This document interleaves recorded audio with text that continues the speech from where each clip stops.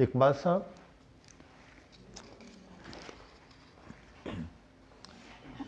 نعمت ਨੂੰ 2000 ਰੁਪਏ ਦਿਓ ਤੇ ਉਹਨੂੰ حکیم مبشر ਨੂੰ ਫੋਨ ਕਰਕੇ ਉਹਦੇ ਕੋਲ ਜਾਵੇ ایسا نہ جاوے ان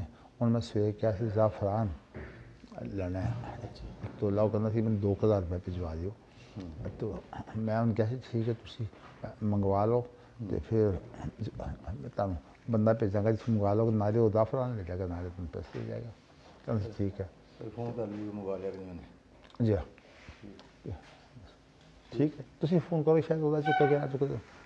کر کے تم پوچھ لو کہ آ گیا تو بندہ بھیجیے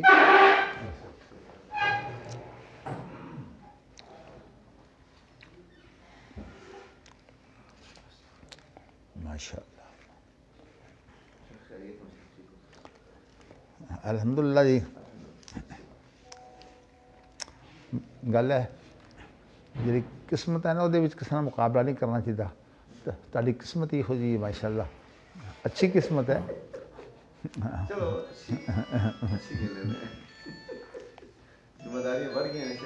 ماشاء اللہ جنیاں ذمہ داریاں ود گیا نا جی انہیں حقوق پتہ ملتے ہیں جی ماشاء اللہ الحمد للہ الحمد للہ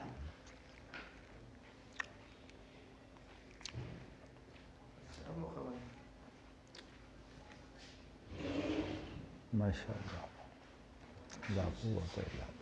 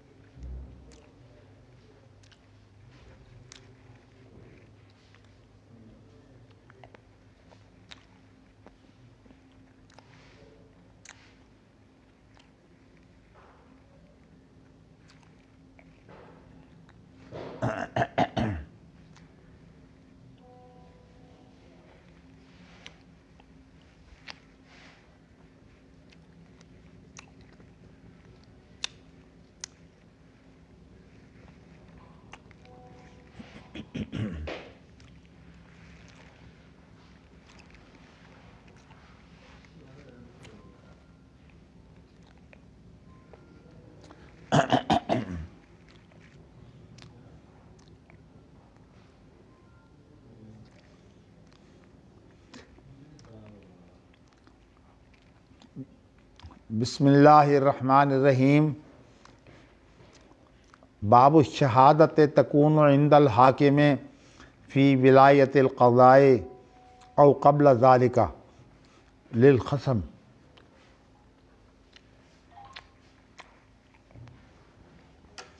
وقال شریح القاضی وسألہ انسان شہادتہ فقال ایت الامیرہ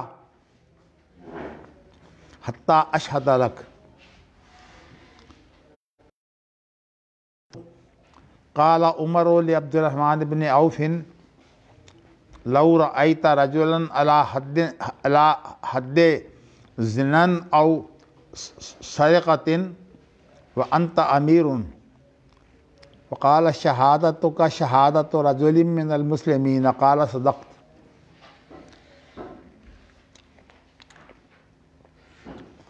وقال عمر لولا ان يقول الناس فی کتاب اللہ لکتبت آیت الرجم بیدی واقر ماعز عند النبی صلی اللہ علیہ وسلم بالزنا 4 فامر برجمہ ولم یذکر ان النبی صلی اللہ علیہ وسلم اشہد من حضرہ وقال حماد اذا اقر مرۃ عند الحاکم رجم وقال الحکم 4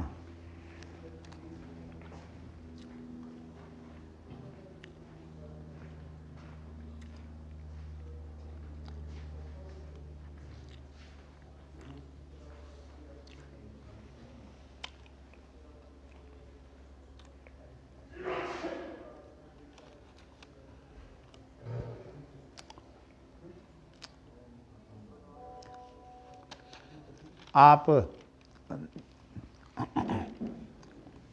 آ جائیں نا، میں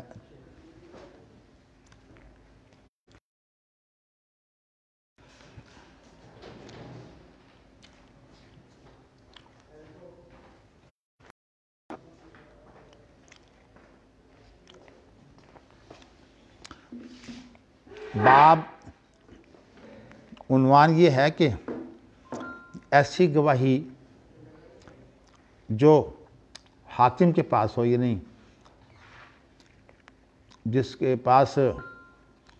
گواہی سے کوئی جرم ثابت ہو جائے تو اس کو جو ہے وہ سزا دینے کا اختیار ہوتا ہے۔ تو حاکم کے پاس جو ہے وہ گواہی ہو اور اس کی جو ذمہ داری ہے قضا کی ہو، یعنی حاکم جو ہے وہ قضا کی ذمہ داری ہوگا تو وہ قاضی ہوگا، یا یہ ہے کہ ابھی وہ قاضی نہیں بنا لیکن اس سے معلوم ہے، تو ظاہر ہے کہ اس کی جو بات معلوم ہے، اپنی معلومات سے تو حاکم فائدہ اٹھاتا ہے۔ تو لیکن سوال یہ ہے کہ جو آدمی ملزم ہے یا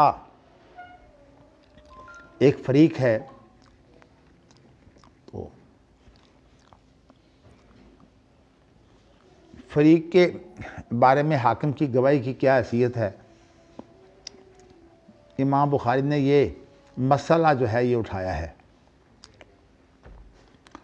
ایک تو میں آپ کو یہ بیان کر چکا ہوں کہ امام بخاری باب کے ذریعے سے صرف مسئلہ اٹھاتے ہیں، یہ نہیں ہے کہ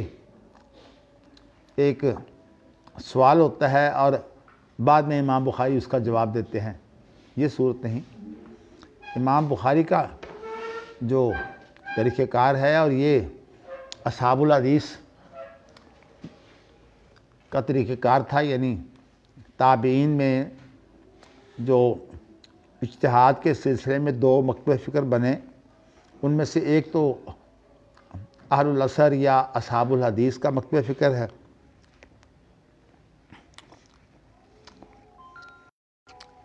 ان کے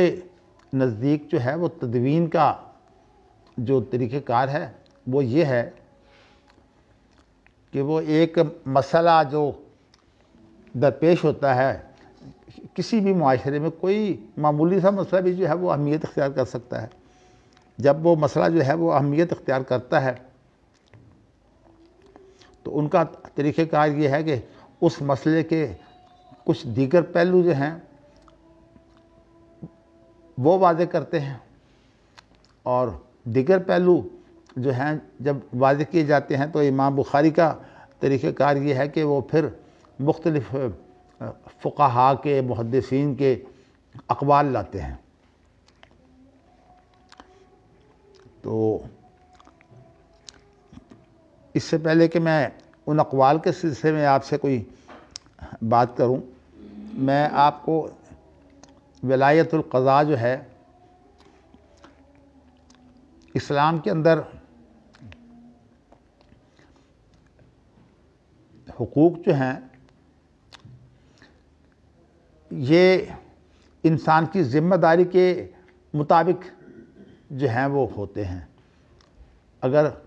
ذمہ داری بڑی ہوگی تو حقوق بھی زیادہ ہوں گے، اگر ذمہ داری چھوٹی ہوگی تو حقوق کم ہوں گے۔ ویسے تو جو خاندانی نظام ہے نا، یہ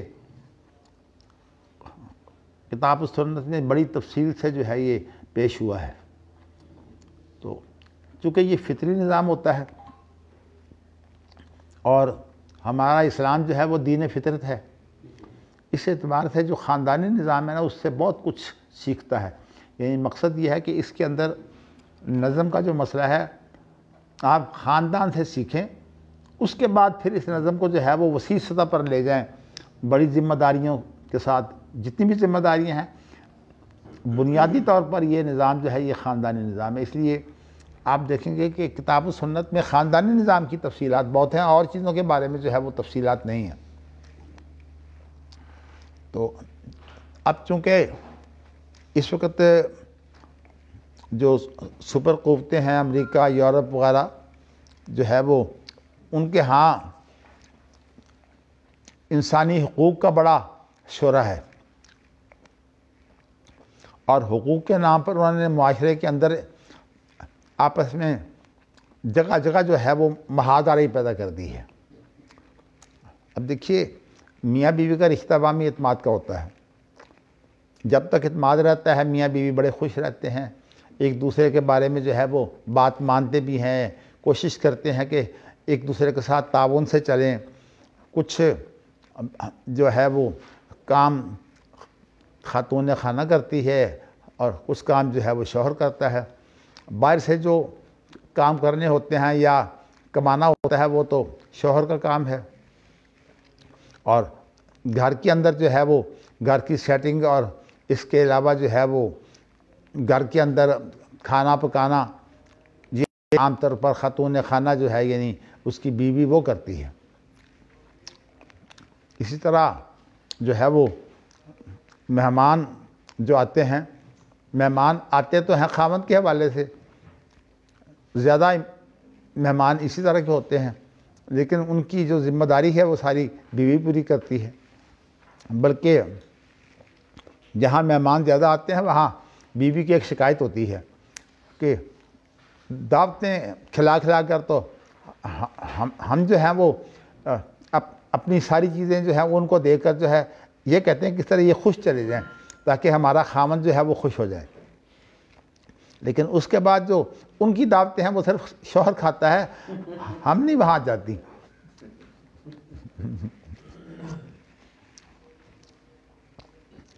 مغرب کے پاس چونکہ نظام ہے کوئی نہیں، اور ان کے اپنے اپنے مفادات ہوتے ہیں، بلکہ جن کے ہاتھ میں اختیارات آ جاتے ہیں ان کے ہاتھ میں جو ہے وہ لوگوں کے مفادات تو ان کے ہاتھ میں چلے جاتے ہیں، اور پھر اس کے بعد جو ہے وہ ظلم کرتے ہیں۔ ان کے بعد جب تک بھی اختیار رہتا ہے ظلم کرتے ہیں، اور جب اختیار جاتا رہتا ہے پھر بھی جو ہے وہ حکومت کے امیدوار ہونے کی وجہ سے وہ ایک قسم کے حکمران ہی ہوتے ہیں۔ میں نے بھی زندگی میں تجربہ کیا کہ کوثر نیازی صاحب علماء میں سے تھے، اور ظاہر ہے کہ میرا ایک ان سے تعارف بھی تھا اس وجہ سے کہ وہ ایک رسالہ نکلتا تھا ان دنوں جماعت اسلامی کا، ایشیا وہ آج بھی نکلتا ہے، وہ اس رسالے میں جو ہے وہ ذمہ دار رہے، ایڈیٹر بھی رہے، اور میں نے بھی جو ہے محدث رسالہ نکالا ہے، تو اللہ کا شکر ہے اللہ نے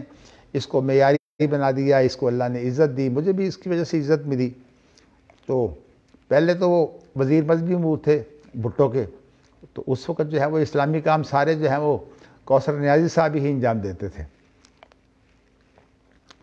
پھر اس کے بعد جو ہے وہ بھٹو کی جب حکومت چلی گئی اور ضیاء اللہ کا دور آیا تو کوثر نیازی صاحب سے میری جو ہے وہ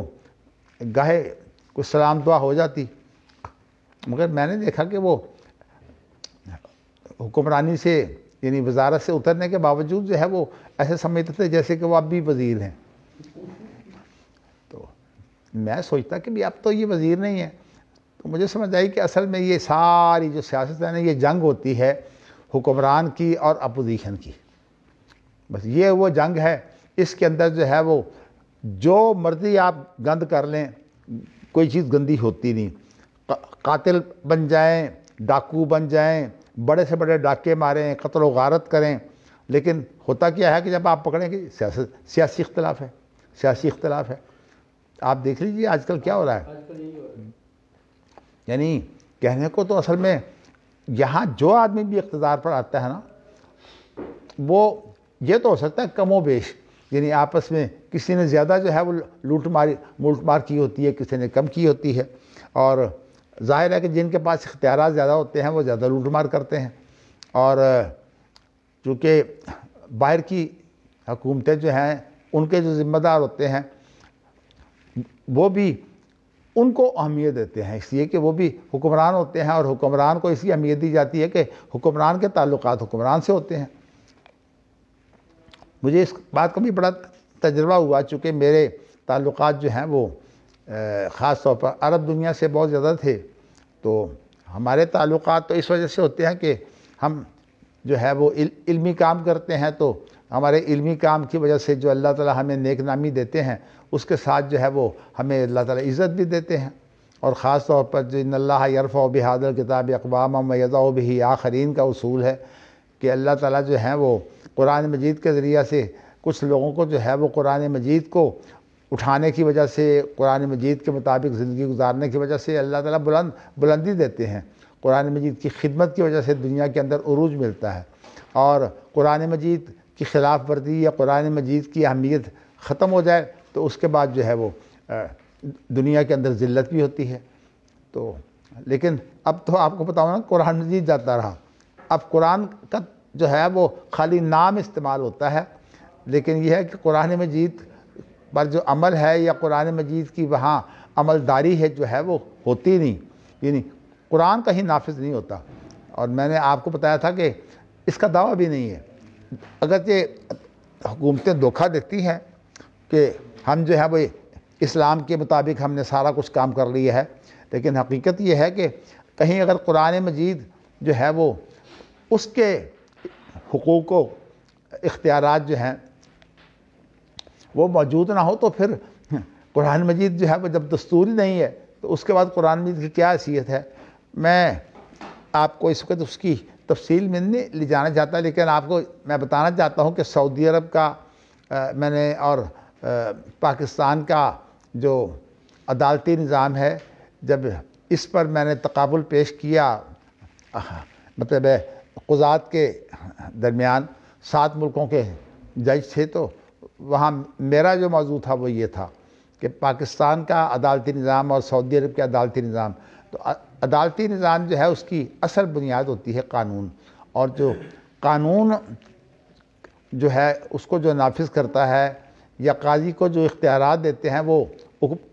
دوسرے جو انتظامیہ کے ذمہ دار ہوتے ہیں وہ قاضی کو مقرر بھی کرتے ہیں، اور اس کو جو ہے وہ قاضی کے اختیارات تو ہیں وہ ایک اپنے دائرہ کار میں ہوتے ہیں، یعنی دائرہ کار سے مراد یہ ہے کہ جس کو کہتے ہیں نا علاقہ مجسٹریٹ، تو مطلب یہ ہے کہ اس کے لیے ایک علاقہ ہوتا ہے۔ پہلے ہمارے ہاں جو نظام ہے تھانے بنتے ہیں، اور تھانوں کے ساتھ جو ہے وہ پھر مجسٹریٹ جو ہے وہ تھانوں سے جو ہے وہ ان کا دائرہ کار ہوتا ہے کہ یہ تھانے جو ہیں یہ فلاں مجسٹریٹ کے پاس ہیں۔ تو اس طرح جتنے تھانے کسی علاقے میں ہوتے ہیں کم از کم اتنے مجسٹریٹ بھی ہوتے ہیں، اور اس طرح سے جو ہے وہ اگر مالیاتی حقوق ہوں تو وہ دیوانی جو ہے وہ مقدمہ بازی ہوتی ہے یا نزاع ہوتا ہے، تو اگر جو ہے وہ کسی نے کسی پر جو ہے وہ زیادتی کی ہے اس کے دین پر یا اس کے جسم پر، تو یہ جو اسی طرح مال جو ہے وہ اگر انسان جپٹ لیتا ہے، کسی سے چھین لیتا ہے، تو یہ بھی جو ہے وہ فوجداری کیس ہے۔ اس کو جو ہے وہ اگر دوسرے کو غافل کر کے یا غافل پا کر اگر کرتا ہے کام تو اس کو چوری کہتے ہیں، اور اگر وہ طاقت سے جو ہے کسی سے مال چھینتا ہے تو اس کو ڈکیتی کہتے ہیں۔ تو یہ تو خیر عدالتیں ہوتی ہیں۔ میں نے آپ کو بتایا ہے کہ یہ ولایت القضاء کا معنی یہ ہے کہ جج کے اختیارات کیا ہے۔ اصل بات یہ ہے کہ اختیارات کے ساتھ حقوق بھی ہوتے ہیں، اسی لیے جب حکومتوں کے خلاف جو ہے وہ لوگ عدالتوں میں کیس لے جاتے ہیں تو سب سے پہلے جج یہ کہتا ہے کہ جو کسی کا جو ہے وہ اختیار ہے اس اختیار کے اندر تو آپ مداخلت نہ کریں گے، نہیں آپ اختیار میں نہ کسی کی کمی کر سکتے ہیں نہ اضافہ کر سکتے ہیں، تو اس لیے اس کے اندر تو آپ جھگڑا نہیں کر سکتے، لیکن اس کا جو قانونی اختیار ہوتا ہے اس کے علاوہ جو وہ کسی پر زیادتی کرتا ہے یا کسی کا جو ہے وہ حق جو ہے وہ مار لیتا ہے تو اس کے خلاف جو ہے وہ دعویٰ کیا جا سکتا ہے۔ لیکن یہ بھی آپ کو بتاؤں کہ پاکستانی قانون کے اندر یہ ہے کہ جب کوئی آدمی صدر پاکستان ہو تو اس وقت جو ہے اس پر کوئی کیس نہیں چل سکتا، اس لیے کہ اصل میں جو اصل انتظامات کرتا ہے سارے جو ہے وہ سائن کرنے والا جو ہے وہ اتھارٹی جو ہے وہ صدر ہوتا ہے، اگرچہ نظام کو چلاتا ہے وزیر اعظم اپنی وزارتوں کے ساتھ، لیکن جو اصل اتھارٹی ہوتی ہے نا وہ صدر کے پاس ہوتی ہے۔ وہ الگ بات ہے کہ پارلیمانی نظام میں جو ہے وزیر اعظم کے اختیارات زیادہ ہوتے ہیں اور وہ چونکہ انتظامی سربراہ وہ ہوتا ہے، اور جو صدارتی نظام ہے اس کے اندر جو نظم و نسق ہے وہ بھی صدر کے پاس ہوتا ہے، اس لیے اس میں صدر کے پاس اختیارات زیادہ ہوتے ہیں۔ تو میں نے آپ کو جو ہے وہ نقطہ یہ بتانا ہے کہ جو ولایہ ہے اس سے مراد ہوتی ہے وہ اختیارات جو انسان کو ملتے ہیں، اور اس کے ساتھ حقوق بھی ہوتے ہیں۔ تو امام بخاری چونکہ اسلامی تصور پیش کرتے ہیں، اس اعتبار سے امام بخاری نے کہا ہے کہ اگر ایک آدمی ایسا ہو کہ وہ ہو جج اور اس کو جو ہے وہ اس کے سامنے کوئی واقعہ ہو جاتا ہے،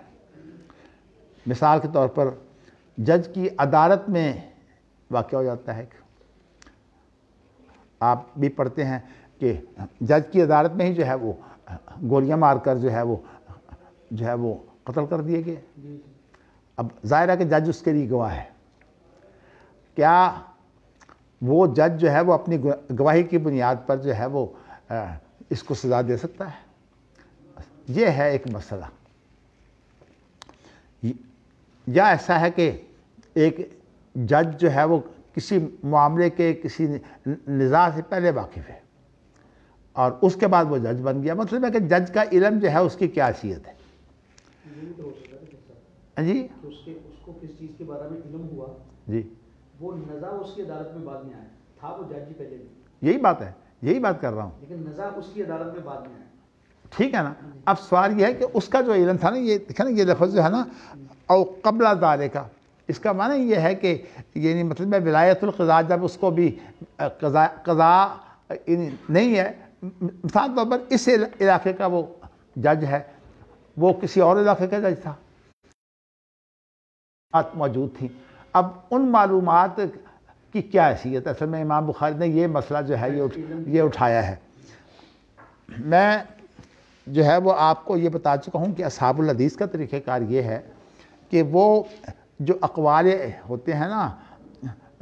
اماموں کے یا بڑے بڑے علماء کے جو اقوال ہوتے ہیں، اسی طرح جو ہے وہ ایسی چیزیں جو ہوتی ہیں ان کو وہ ان کے یعنی مسئلے کے بعد پہلوؤں کی وضاحت کے لیے لاتے ہیں۔ حقیقت یہ ہے کہ امام بخاری جو ہے وہ یہ نہیں کرتے کہ ان کی رائے جو ہے اس کو اتھارٹی قرار دیں،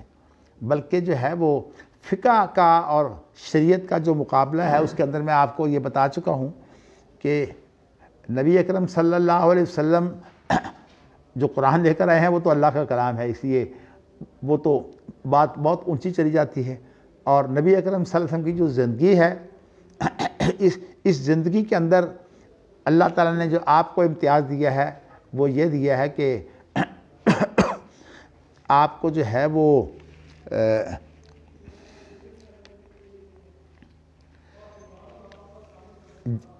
جامع الکلم بنایا گیا ہے، یعنی آپ کی جو باتیں ہیں ان کے اندر جو جامعیت ہوتی ہے وہ جامعیت کسی بھی عالم کی بات میں نہیں ہو سکتی، اس لیے کہ ان کی باتیں جو ہیں ایک تو وحی کی بنیاد پر ہوتی ہیں، اور اگر جو ہے وہ یہ بھی بات ہے کہ اگر انہوں نے کوئی اجتہاد کیا ہے تو اس اجتہاد کے ذریعے سے جس طرح جو ہے وہ آپ نے اس چیز کا باطن کھول کر سامنے رکھ دیا ہے نا، وہ کوئی اور عالم نہیں رکھ سکتا، اس لیے کہ اللہ کی طرف سے جو ہے وہ انہیں ملکہ نبوت بھی ملا ہوتا ہے، اور ملکہ نبوت کے علاوہ جو ہے وہ ان کے پاس یعنی تقویٰ کی بنیاد بھی ہوتی ہے، اور دوسری بات یہ ہے کہ اللہ تعالیٰ نے جب انہیں اختیار دیا ہے تو انہیں اجتہاد کا اختیار بھی دیا ہے کہ وہ اجتہاد بھی کر سکتے ہیں، لیکن ان کا اجتہاد جو ہے اگر خدا نہ خواستہ اس میں کوئی غلطی ہو گئی تو اللہ تعالیٰ جو ہے وہ اس اجتہاد کو جو ہے وہ درست کر دیں گے۔ لیکن ذرا اس کو بھی سمجھیے کہ شریعت کی حد تک اس کی درستی ہوتی ہے۔ یہ نہیں ہوتا کہ نبی اگر کوئی فیصلہ کرتا ہے تو اس کے فیصلے کے ساتھ جو واقعہ کی حقیقت ہے وہ بدل جائے۔ واقعہ واقعہ رہتا ہے، اس لیے کہ واقعہ شریعت نہیں ہوتی، واقعہ تو صورتحال ہوتی ہے، اور اس صورتحال کے مطابق جو ہے وہ کوئی فیصلہ کیا جاتا ہے۔ اس اعتبار سے نبی بھی جب کوئی فیصلہ کرتا ہے تو اس کے ساتھ جو فریقین کے حقوق ہیں ان کے اندر کوئی اضافہ نہ کمی نہیں ہوتی، صرف وہ فیصلہ کرتا ہے کہ بھئی کہ ہاں فلاں فریق کا اتنا حق ہے اور فلاں فریق کا اتنا حق ہے، اور اس کے بارے میں ظاہر ہے کہ جب گواہان جو ہیں وہ کام کرتے ہیں تو گواہان کے ذریعے سے جو ہے وہ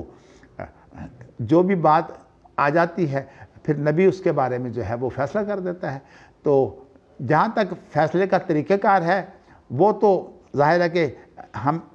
اس کو شریعت سمجھتے ہیں، تو اس لیے اس طریقہ کار کو تو ہم اختیار کریں گے۔ جیسے نبی اکرم صلی اللہ علیہ وسلم نے طریقہ کار کے بارے میں بتا دیا کہ میرے پاس جب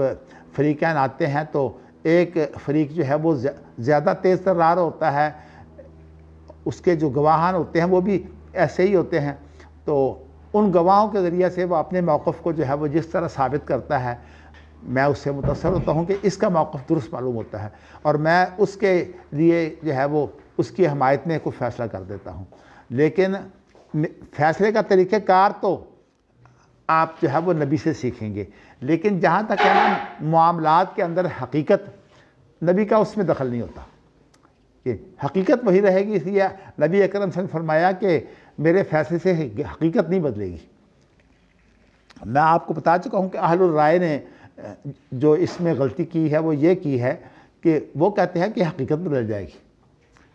اسی لیے وہ کہتے ہیں کہ اگر کسی نے گواہوں سے جو ہے وہ ایک عورت جو ہے اس کی بیوی نہیں ہے یا اس کو طلاق دے بیٹھا ہے، تو ان تمام چیزوں کے ثبوت کے لیے جو ہے وہ جب قاضی فیصلہ کر دیتا ہے تو وہ کہتے ہیں کہ اس کے ساتھ حقیقت بدل جاتی ہے۔ جیسے میں نے آپ کو جو ہے وہ ایک ان کی بنیاد ہے، ظاہر ہے کہ اللہ کے رسول کی حدیث کے خلاف جو بھی وہ باتیں پیش کریں گے اس معیار کی تو نہیں ہوتی ہیں۔ اللہ کے رسول کی جو اپنی زندگی ہے وہ بھی میں نے آپ کو بتایا کہ جامع الکلم کا امتیاز آپ کو تمام انبیاء کے درمیان حاصل ہے، کجا یہ کہ کوئی وہ اور کوئی عالم ہو یا مجتہد ہو، تو اس لیے انبیاء کا جو اجتہاد ہے وہ تو سنت کا حصہ ہوتا ہے۔ تو اس لیے گویا کہ جو علماء نے اجتہاد کرنا ہوتا ہے اس کا طریقہ کار بھی آپ نبی اکرم صلی اللہ علیہ وسلم سیکھیں گے، اور پھر جتنے طریقے نبی اکرم صلی اللہ علیہ وسلم نے جو ہے وہ اجتہاد کے اختیار کیے ہیں وہ تمام کے تمام طریقے اگر آپ نے اختیار کیے ہیں تو آپ کے لیے جو ہے وہ معیار بن جائے گا۔ یعنی اجتہاد کے لیے بنیاد کیا ہے؟ نبی اکرم صلی اللہ علیہ وسلم کی جو ہے وہ سنت و سیرت، اور اس کے علاوہ جو ہے یہ اللہ کا کلام قرآن مجید۔ تو میں آپ کو یہ بتانا چاہتا ہوں کہ امام بخاری کا طریقہ کار بھی یہی ہے کہ وہ مختلف فقہاء علماء کی اقوال لاتے ہیں، تو جب اقوال لاتے ہیں تو اس سے مراد امام بخاری یہ نہیں کہتے کہ یہ ہمارے لیے جو ہیں وہ حجت ہیں، چونکہ کسی جو ہے وہ قول کو حجت سمجھنا یہ اہل الرائے کا طریقہ کار ہے، یہ اصحاب الحدیث کا طریقہ کار نہیں ہے۔ اصحاب الحدیث تو کہتے ہیں کہ ایک پہلو علمی کسی نے اپنی جو ہے وہ عقل و بصیرت سے پیش کیا ہے، اور آپ کو یہ پتہ ہے کہ اصل تو بنیاد جو ہے وہ شریعت ہے، اور شریعت جو ہے وہ صرف کتاب اللہ اور سنت رسول اللہ ہے۔ اس کے بعد اس نے جو پہلو پیش کیا ہے وہ اس کا اجتہاد ہے، اس کے اجتہاد کا وہ نتیجہ ہے، تو آپ اس نتیجہ سے کوئی ایک پہلو جو ہے اس کے بارے میں آپ کو ایک رہنمائی تو ملتی ہے لیکن آپ اس کے پابند نہیں ہوتے۔ تو رہنمائی اور چیز ہے اور اس کی پابندی اور چیز ہے۔ پابندی صرف شریعت کی ہوتی ہے، اور رہنمائی جو ہے وہ آپ جو فقہاء علماء کے اقوال ہیں ان سے لیتے رہیں۔ تو اسلام کے اندر جو نظائر ہیں وہ یعنی آپ کے لیے حجت نہیں ہوتے، بلکہ آپ یوں سمجھیے کہ یہ آپ کے لیے ذہن کھولنے کے لیے جو ہے وہ اس کی اہمیت ہوتی ہے۔ جیسے کہ آپ دیکھیے نا کہ جب حاکم مشورہ کرتا ہے تو یہ امرہم شورا بینہم آئے گی انشاءاللہ تعالیٰ، یہ باب بھی آئے گا اور اس کے متعلق امام بخاری بتائیں گے کہ مشورے کا طریقہ کار کیا ہے۔ امام بخاری نے جو مشورے کا طریقہ کار پیش کیا ہے وہ یہ ہے کہ انسان کے جو ذمہ دار ساتھی ہوتے ہیں ان تمام کو اکٹھا کرے اور ان ذمہ داروں کو اکٹھا کر کے جو ہے نا پھر اس مسئلے کے پہلو سارے اس کے سامنے آ جائیں اور اس کے بعد پھر وہ جو ہے کہ سارے پہلو کھل جانے کے بعد پھر وہ فیصلہ کرے۔ تو یہ تو طریقہ کار ہے شرعی۔ تو اس کے معاملے میں جو ہے وہ نظم و نسق جو ہے وہ برقرار رہتا ہے، لوگوں کا اعتماد بھی جو ہے وہ موجود ہوتا ہے۔ تو میں نے یہ اس لیے آپ کو کہا ہے کہ یہ جو امام بخاری جو ہیں وہ جو اقوال لاتے ہیں نا، اب ایک یہ قول جو ہے وہ کہ امام بخاری کی فقاہت جو ہے ان کے تراجم جو ہیں یہ جیسے ترجمۃ الباب ہے اس کے اندر ہوتی ہے۔ کیا مطلب کہ اصل میں امام بخاری جو فقہی نکتے ہیں نا وہ اس کے اندر پیش کرتے ہیں۔ ایک عنوان باندھا تو وہ تو ایک بات جو ہے وہ ایک مسئلہ آ گیا، اور اس کے بعد اس کے جو مختلف پہلو ہیں وہ جو ہے وہ امام بخاری کوئی اس کی تائید میں ہوتے ہیں اور کوئی اس کی مخالفت میں ہوتے ہیں۔ تو یہ تمام پہلو جو ہیں وہ امام بخاری فقہاء سے اور علماء سے پیش کرتے ہیں تاکہ ایک آپ کے سامنے پورا مسئلہ جو ہے وہ اپنے پہلوؤں کے ساتھ کھل کر سامنے آ جائے۔ یہ کام اصل میں آپ یوں سمجھیے کہ گویا کہ امام بخاری جس طرح ایک حاکم جو ہے وہ مشورہ لے کر جو ہے وہ ایک بات جب کھل جاتی ہے تو فیصلہ دیتا ہے، اسی طرح ایک قاضی جو ہے جب مختلف جو ہے وہ فیصلوں کو سامنے رکھے گا تو اس کے لیے بھی جو ہے وہ بات کھل جاتی ہے۔ تو یہ ہے شریعت کا طریقہ کار، اور اصحاب الحدیث کا طریقہ کار جو ہے وہ میں نے آپ کو بتایا، کیونکہ وہ ہمیشہ جو ہے مدار وہ شریعت پر رکھتے ہیں، اور جو اہل الرائے ہیں انہوں نے جو ہے وہ فقہ کو جو ہے وہ مدار بنا لیا ہے اور شریعت جو ہے وہ فقہ کے تابع کر دی ہے، اور یہ کام جو ہے یہ غلط ہے، شریعت کا یہ اس تصور جو ہے یہ غلط ہے۔ تو اب میں آپ دیکھیں کہ امام بخاری نے ایک مسئلہ اٹھایا ہے اور اس کے بعد جو ہے وہ اب امام بخاری جو ہیں وہ اور جو مشہور جج ہیں ان کا بھی حوالہ لا رہے ہیں، اور اسی طرح جو ہے وہ دیگر علماء فقہاء ان کے حوالے بھی لا رہے ہیں۔ اب آپ دیکھیے کہ اس کے مختلف پہلو جو ہیں وہ کس طرح امام بخاری کھول رہے ہیں۔ شرح قاضی جو ہیں مشہور، وسالہ انسان و نشہادتا فقال عید الامیر حتی اشہد لک، ایک آدمی نے کہا کہ آپ تو گواہ ہیں، یعنی آپ نے اس واقعہ کا جو ہے وہ خود معائنہ کیا ہوا ہے، یعنی آپ اس واقعے کو جانتے ہیں خود۔ تو چونکہ جو فقہ الواقع ہے اس کی بڑی اہمیت ہوتی ہے، یعنی فتویٰ اس کے مطابق ہوتا ہے، تو اس لیے اس واقعہ سے اگر کوئی جو ہے وہ کوئی قاضی جو ہے وہ اگر خود واقف ہوتا ہے تو پھر وہ کہتا ہے بات یہ ہے کہ میں جس چیز سے واقف ہوں میں اس کے مطابق فیصلہ نہیں کروں گا۔ تو اس لیے انہوں نے کہا شرح قاضی نے کہ ایک انسان نے جب ان سے یہ کہا کہ آپ کے پاس تو خود گواہی موجود ہے، یعنی آپ خود گواہ ہیں، تو کہا کہ آپ ایسا کرو کہ جو امیر ہے نا اس کے پاس جاؤ اور وہاں جا کر جو ہے یہ آپ اس مسئلے کو اٹھاؤ، اور جب آپ وہاں یہ نزاع اٹھائیں گے تو اس وقت میں جو ہے وہ جو گواہی ہے میں دے سکتا ہوں، یعنی گویا کہ میں اس وقت قاضی نہیں ہوں گا، اس وقت میں صرف گواہ ہوں گا۔ چلیے یہ تو ان کی بات لے آئے ہیں۔ اسی طرح اکرمہ آپ جانتے ہیں بہت مشہور تابعی ہیں، تو وہ بیان کرتے ہیں کہ عمر رضی اللہ تعالیٰ عنہ نے عبد الرحمن بن عوف سے کہا لو رأیت رجلا علی حد زنا او سرقۃ وانت امیر، یعنی آپ مجھے بتائیے کہ اگر ایک آدمی جو ہے وہ زنا کا مرتکب ہوتا ہے یا چوری کا مرتکب ہوتا ہے اور وہ آدمی جو ہے وہ خود امیر ہے، تو اب جو ہے وہ امیر اگر اس سے واقف ہو، کسی کے جرم سے واقف ہو، یعنی زنا جو ہے یہ تو عزت کی پامالی کرتا ہے، اور جو سرقہ ہے یہ مالی حقوق میں سے آتا ہے، تو ویسے یہ جرم بھی ہے، یعنی مطلب ہے یہ حدود میں ہے نا ساری چیزیں، زنا کی بھی حد ہے اور جو ہے چوری کی بھی حد ہے. تو چوری صرف مال کے حق کا نظام نہیں ہوتا بلکہ چوری ایک جرم ہوتا ہے. یعنی یہ اخلاقی چیزوں میں آتے ہیں نا جرائم جو ہے وہ انسان کے اخلاقیات جو ہیں وہ تباہ ہوتے ہیں. تو کہتے ہیں کہ اگر تو امیر ہو تو پھر تیرا کام یہ نہیں ہے کہ تو اپنی معلومات سے جو ہے اس کو سزا دے دے، بلکہ تیرا کام کیا ہے کہ شہادتوں کا شہادت رجل من المسلمین، تیری گواہی جو ہے جس طرح مسلمانوں میں سے ایک عام آدمی کی گواہی ہے تیری گواہی بنے گی. تو اب حضرت عمر نے جب عبد الرحمن بن عوف سے یہ بات کہی تو عبد الرحمن بن عوف نے پھر اس کی تصدیق کی، کہا صدقتا، آپ ٹھیک کہہ رہے ہیں. تو مقصد یہ ہے کہ حضرت عمر جیسا ذہین آدمی اور عبد الرحمن بن عوف جیسا ایک تجربہ کار آدمی عشرہ مبشرہ میں سے دونوں ہیں، تو وہ ان کے حوالے سے جو ہے وہ ایک واقعہ پہ ایک جو ہے وہ نقطہ پیش کیا ہے. تو میں نے آپ کو یہ اس لیے بتایا ہے کہ یہ امام بخاری کے نہ اپنے فتوے ہیں اور نہ امام بخاری جو ہیں وہ کسی اور کا اجتہاد جو ہے وہ اپنے لیے حجت سمجھتے ہیں. اجتہاد جو ہے وہ اللہ کے رسول کے بعد جو تمام اجتہادات ہیں وہ برابر ہوتے ہیں. تو حتیٰ کہ جو اجتہاد ہے حافظ عبداللہ محدث روپڑی رحمۃ اللہ علیہ نے درائے تفسیری جو ہے وہ ایک رسالہ لکھا ہے. اس کے اندر ایک مسئلہ تو سنت کا ہے کہ سنت جو ہے وہ قرآن مجید کی جو ہے وہ تشریح ہے، اس لیے سنت کے اندر جو چیز آ جائے وہ قرآن مجید کا بیان ہوتا ہے، قرآن مجید کی وضاحت ہوتی ہے. لیکن انہوں نے اس کے اندر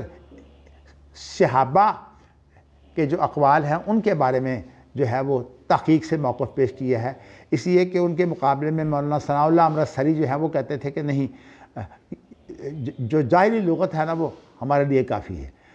اس بارے میں مولانا ثناء اللہ امرتسری کا اور مولانا امین حسن اصلاحی کا موقف جو ہے وہ ایک ہے. مولانا امین حسن اصلاحی بھی جو ہے وہ سنت کو حجت نہیں سمجھتے. وہ جو ہیں وہ کہتے ہیں کہ جو جاہلی عربی ہے، کیونکہ قرآن مجید جب اترا ہے تو اس وقت ان کے ہاں جو عربی جو تھی وہ ایک بڑے اعلیٰ مقام پر تھی. تو نبی اکرم صلی اللہ علیہ وسلم کو جو ہے وہ جو اعلیٰ مقام جو ہے وہ قرآن مجید کی صورت میں دیا گیا ہے، تو آپ نے قرآن مجید کے ذریعہ سے اس دور کی جو جاہلی زبان تھی نا اس پر جو ہے وہ اپنی برتری قائم کی ہے. تو نبیوں کے بارے میں جو ہے وہ ایک الگ بات ہے کہ نبی عام طور پر جو معجزہ دیے جاتے ہیں نا، وہ معجزہ جو ہے وہ جو اس وقت جس بات کا بڑا عروج ہوتا ہے نا اس عروج کو جو ہے وہ شکست دیتا ہے. تو جب وہ عروج کو شکست دے دے تو پھر اس کا معجزہ جو ہے قرآن مجید جو ہے وہ بہت بڑا معجزہ ہے اور دائمی معجزہ ہے. اس کا جو ہے وہ دلیل کیا پیش کی ہے؟ وَإِن كُنْتَ فِي رَيْبٍ مِّمَّا أَنزَلْنَا عَلَىٰ عَبْدِنَا فَأْتُوا بِسُورَةٍ مِّن مِّثْلِهِ. اگر تم جو ہے وہ اس بات میں شک ہے کہ یہ اللہ کی طرف سے نہیں ہے تو آؤ، میدان میں آؤ. تو بہت بڑے ادیب ہو، میدان میں آؤ، قرآن جیسی جو ہے وہ ایک صورت بنا کے لے آؤ، بلکہ قرآن مجید جیسی ایک آیت بنا کر لے آؤ، قرآن مجید جیسی جو ہے وہ 10 صورتیں بنا کر لے آؤ. مختلف موقعوں پر جو ہے وہ مختلف چیلنج کا جواب دیا ہے. اور آپ کو اس واقعہ بھی کبھی پتہ ہے کہ جب جو ہے وہ قصیدے لکھنے والوں نے، ان کا عام طریقہ کار یہ تھا کہ ادب کا مقابلہ کرنے کے لیے وہ قصیدے بیت اللہ میں آ کر لٹکا دیتے اور بیت اللہ میں جو ہے وہ لوگ ان قصیدوں سے واقف ہو جاتے. تو اس طرح سے جو ہے وہ ان کی ادب کی مشہوری ہوتی. تو جب قرآن مجید اترنا شروع ہوا تو ایک صحابی نے ایسا کام کیا کہ اس نے انا اعطیناک الکوثر جو ہے اس صورت کو جو ہے وہ بیت اللہ میں لٹکا دیا. اب جو فیصلہ کرنے والے جو لوگ ہوتے ہیں بڑے ادیب، تو اس کو یہ تو پتہ نہیں تھا کہ یہ قرآن مجید غیر مسلم ہی جو ہے وہ فیصلہ کر رہا تھا. تو جب اس نے آن کر جو ہے وہ پڑھا تو یہاں آ کر رک گیا. اس نے پھر اس کو جو ہے وہ کئی دفعہ پڑھا. جب کئی دفعہ پڑھا تو اس نے کہا ما ھذا قول البشر. یعنی اصل میں شاعر جو ہیں وہ ہر جگہ جو بھی بات کرتے ہیں وہ شاعری ہی، اس لیے انا اعطیناک الکوثر فصلی لربک وانحر इन्ना शानिया का हुवल अब्तर मा हादा कौलुल बशर। हाँ जी, अब ये 3 आयतों की बजाय 4 आयतें, हाँ इन्हें रुबाई हो गई ना। तो अब ये उसका फैसला था। तो मेरे कहने का मकसद है कुरान मजीद से बड़े मुकाबले हो चुके हैं और बड़े बड़े लोगों ने कुरान मजीद पर हमले किया ताकि ये ताहा हुसैन जो है, यानी बीवी इसकी जो है वो ये यहूदी थी, तो इसलिए ताहा हुसैन ने जो है कुरान मजीद की गलतियाँ निकालने की कोशिश की है। असल में बात यह है, वो तो ऐसे जिसको आसमान को थूकेगा तो थूक अपने ऊपर ही आके गिरेगा, लेकिन वारसुल अब आप बताइए कि मुतनब्बी ने नबूवत का दावा कर दिया। इस तरह जो लोग जो है वो ज़हीन होते हैं, असल में गुमराह भी और गुमराही के इमाम भी वही होते हैं। आप देखिए कि आप हैरान होंगे, चूँकि गामदी की तो घरेलू ज़िंदगी से मैं वाकिफ़ हूँ, इसलिए कि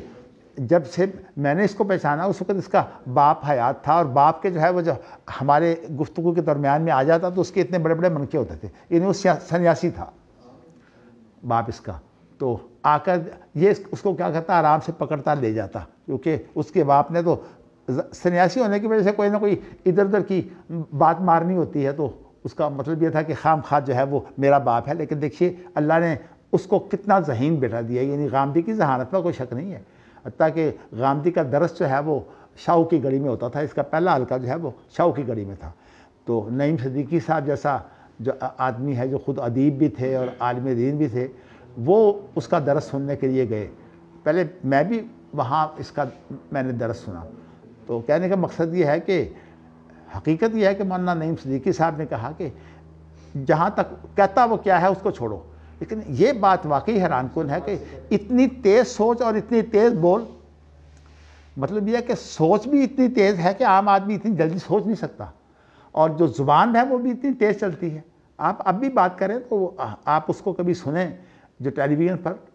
किस तरह वो हेरा फेरी करता है, किस तरह वो तावीलें करता है, और आम लोग जो आलिम नहीं होते वो से मुतासर होते हैं। ये मैं आपको बता चुका हूँ कि जब मैंने देखा कि इस्लाम पसंद जो बड़े बड़े लोग हैं वो सारे जो हैं वो गांधी के मुरीद हैं, तो मुझे हकीकत यह है कि बड़ी हैरानगी हुई। यानी सलाउद्दीन तकबीर वाले, उनका भी एक नाम था, इसी तरह ये इल्ताफ़ हसन कुरैशी और मुजीबुर रहमान शामी, ये सारे मुरीद थे। हत्ता कि ये शामी साहब तो मेरी बड़ी इज़्ज़त करते थे, लेकिन जब मैंने गांधी पर तनकीद की तो इन्होंने बहुत बुरा मनाया कि ये गांधी पर तनकीद कर रहे हैं। तो मुझे वो सारे वाक़यात जो उनकी इज़्ज़त भी याद है कि जब हमारी बिल्डिंग कराई गई है 80 में, तो इन्होंने इदारिया लिखा था और उसके अंदर एक लफ्ज़ ऐसा लिखा था जिसका मतलब मैंने भी खुद अंदाज़ा किया। कहते हैं कि इनका जो मदरसा है वो इनकी बावकार शख्सियत की तरह बावकार है। तो मुझे ख्याल आया कि अच्छा मैं भी शख्सियत के एतबार से भी बावकार हूँ। ये नहीं आखिर, हाँ जी, मुजीबुर रहमान शामी का कलम अच्छा है। नहीं, लेकिन एक बात है ना कि ये बड़ी गवाही होती है एक बड़े सहाफ़ी की तरफ से, तो लेकिन एक बात है कि गांधी की मुखालफत जो है इन्होंने कभी गवारा नहीं की। हत्ता कि शामी साहब का दफ्तर जो है वो यहाँ गार्डन टाउन में हुआ करता था, तो शामी साहब के जो कारिंदे हैं हमारे हार जो है वो हमने छुपवाए उन दुरुस्त के लिए जो गांधी के रद में थे। यानी मैंने भी दुरुस्त का इंतज़ाम किया अपने बाबर ब्लॉक में, तो उसमें जो है वो हमने उन बड़े बड़े इश्तिहारों में ये दिखा था इस्तिग़फ़ाफ़ हदीस, बल्कि दफ़ा मेरे ख्याल में इस्तिग़फ़ाफ़ हदीस तो दरसों में बात थी। हमने ये कहा था कि इनकार हदीस का नया पहलू, तो इस तरह करके मेरे ख्याल में उन्वान था, इनकार हदीस का नया पहलू, नए, हाँ, इनकार हदीस का नया रूप। फिर बाद में जो है वो गाजी उज़ैर ने इस पर काम किया हमारे यहाँ से सनद लेने के लिए। यानी हमारी जो सनद थी ना, जो हम डिप्लोमा लाली देते थे, तो उन्होंने कहा कि मैं थीसिस लिखता हूँ, मुझे आप जो है वो, मैंने उन्हें ये थीसिस दिया कि आप जो है वो इस्लाही साहब का और गामदी का जो है वो रद्द करें, चूँकि वो तकरीज के बड़े माहिर हैं, मौलाना अब्दुर्रहमान मुबारकपुरी के ख़ानदान से हैं वो। तो इसलिए फिर उन्होंने जो किताब लिखी तो وہ چھپی اس نام سے ہے، انکار حدیث کا نیا روپ، وہ ہندوستان میں چھپی۔ بہت اچھی تو بس اچھا کام کیا، لیکن ایک آپ کو پھر بھی بتاؤں کہ یہ کام جو ہے وہ صرف حدیث کی مہارت سے نہیں چلے گا، اس کے جو اصل میں فتنے ہیں نا وہ سارے کے سارے جو ہیں یہ الحاد اور مادہ پرستی، یعنی جو اس وقت بڑے بڑے فتنے ہیں نا اس کے سارے فتنے وہ ہیں۔ دیکھیے نا اللہ تعالیٰ ذہین لوگوں سے کام لے لیتے ہیں، حضرت عمر جیسا آدمی، لیکن حضرت عمر کے مقابلے میں جو دوسرا عمر بن ہشام تھا جس کو آپ ابو جہل کہتے ہیں، ویسے اس کی اپنی کنیت ابو الحکم ہے نا، لیکن آپ اس کو ابو جہل کہتے ہیں، اس کو نہیں اللہ نے ہدایت دی، ذہین وہ بھی بہت تھا۔ طائف میں تھا جی وہ شاعر جو تھا، جی کیا نام تھا، وہ بہت زیادہ ذہین تھا، جی ہاں، جو سمجھتا تھا کہ نبی اگر بنانا ہوتا تھا تو اللہ مجھے بناتا۔ ہاں، یہ ساری چیزیں جو ہیں یہ موجود میرے خیال میں یہ چلیے ایک تو نبی آپ کے زمانے میں قتل ہو گیا تھا نا، وہ تو ہاں جی ہاں اسود انسی، لیکن مسلمہ کذاب نہیں، وہ بعد میں ختم ہوا۔ ہاں جی وہ بعد میں نہیں آپ کے زمانہ میں اس نے نبوت کا دعویٰ کیا تھا، بلکہ وہ آپ سے ملاقات کے لیے آیا ہے اور اس نے کہا ہے کہ آپ ایسا کریں کہ مجھے حصہ دار بنا لیں نبوت میں، اور یہ ہے کہ آپ یہ بھی جو ہے وہ یعنی جیسے بھی آپ نے معاہدہ کرنا ہے یہ معاہدہ بھی کرنے کہ آپ کے بعد پھر میں ہوں گا۔ تو نبی اکرم صلی اللہ علیہ وسلم نے جو ہے چھوٹی سی میرے خیال میں آپ کے پاس کوئی لکڑی کا ایک ٹکڑا تھا، انہوں نے کہا جی اگر تم مجھ سے یہ بھی مانگو نا میں یہ بھی دینے کے لیے تیار نہیں ہوں تمہیں، اس لیے کہ یہ نبوت میری نہیں ہے، یہ تو اللہ کی طرف سے نبوت ہے، میں تمہیں کیسے دے سکتا ہوں، نہ حصہ دار بنا سکتا ہوں۔ ہاں تم آؤ ایک مقام حاصل کرو، اللہ چاہے تو سب کچھ چلے، لیکن پھر اللہ تعالیٰ نے تو آپ کو خاتم النبیین قرار دے کر بتا دیا تھا کہ یہ سارے کے سارے جو ہیں یہ ڈاکہ مار رہے ہیں نبوت پر۔ تو اس اعتبار سے جو ہے اب کوئی آدمی جو ہے نبوت کا دعویٰ نئے سرے سے کسی کو نبوت نہیں مل سکتی۔ ہاں حضرت عیسیٰ علیہ السلام آئیں گے، وہ ان کو نبوت پہلے مل چکی ہے، تو اس لیے وہ خاتم النبیین کے خلاف بات اس لیے نہیں ہوتی کہ نبوت تو ان کو پہلے مل چکی ہے، لیکن وہ اب دوبارہ آئیں گے تو اس طرح سے جو ہے وہ حضرت ابراہیم کی اولاد میں سے جو ہے وہ بنو اسماعیل اور بنو اسحاق وہ دونوں اکٹھے ہو جائیں گے، کیونکہ حضرت عیسیٰ علیہ السلام بنو اسحاق میں سے ہیں اور نبی اکرم محمد صلی اللہ علیہ وسلم جو ہیں وہ بنو اسماعیل میں سے ہیں۔ تو آپ کے جو دونوں بیٹے ہیں نا، ویسے تو آپ کے بیٹے اور بھی تھے لیکن یہ جو دونوں بیٹے ہیں نا ان کا ایک مقام تھا، تو اس اعتبار سے جو ہے وہ آپ کا جو بیٹا اسماعیل ہے وہ تو رسول ہیں خود، یعنی مقصد یہ ہے کہ ابراہیم علیہ السلام کی شریعت کی بجائے ان کی اپنی شریعت ہے۔ لیکن سورۃ یاسین میں تو یہ کہا گیا ہے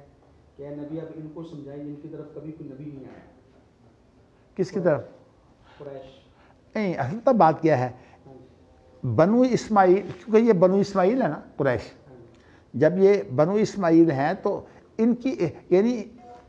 بنو اسحاق میں تو بے شمار انبیاء آئے ہیں، تو بنو اسماعیل میں کوئی نبی نہیں آیا اسماعیل کے بعد، کیونکہ اسماعیل الگ رسول ہو گئے، یعنی اسحاق رسول نہیں ہے نا، اسحاق نبی ہیں اور اسماعیل جو ہے وہ رسول ہے۔ نہیں میں آپ رسول کا ایک مقام ہوتا ہے، اس کی شریعت الگ ہوتی ہے، تو ان کی شریعت الگ ہے حضرت اسماعیل کی، انہو کان صادق الوعد وکان رسولا نبیہ۔ حضرت اسحاق کے بارے میں یہ نہیں ہے، تو حضرت اسحاق جو ہے وہ نبی تھے اور ان کی شریعت وہی تھی جو ابراہیم کی شریعت تھی، اور وہ شریعت پھر آگے چلی ہے جو ہے وہ اس میں یہود و نصارہ میں، اور جو شریعت اسماعیل کی ہے تو کہ شریعت نئی کا معنی یہ نہیں ہوتا کہ تمام کی تمام باتیں، کچھ چیزیں بھی اگر نئی ہو جائیں گی تو شریعت نئی ہو جاتی ہے۔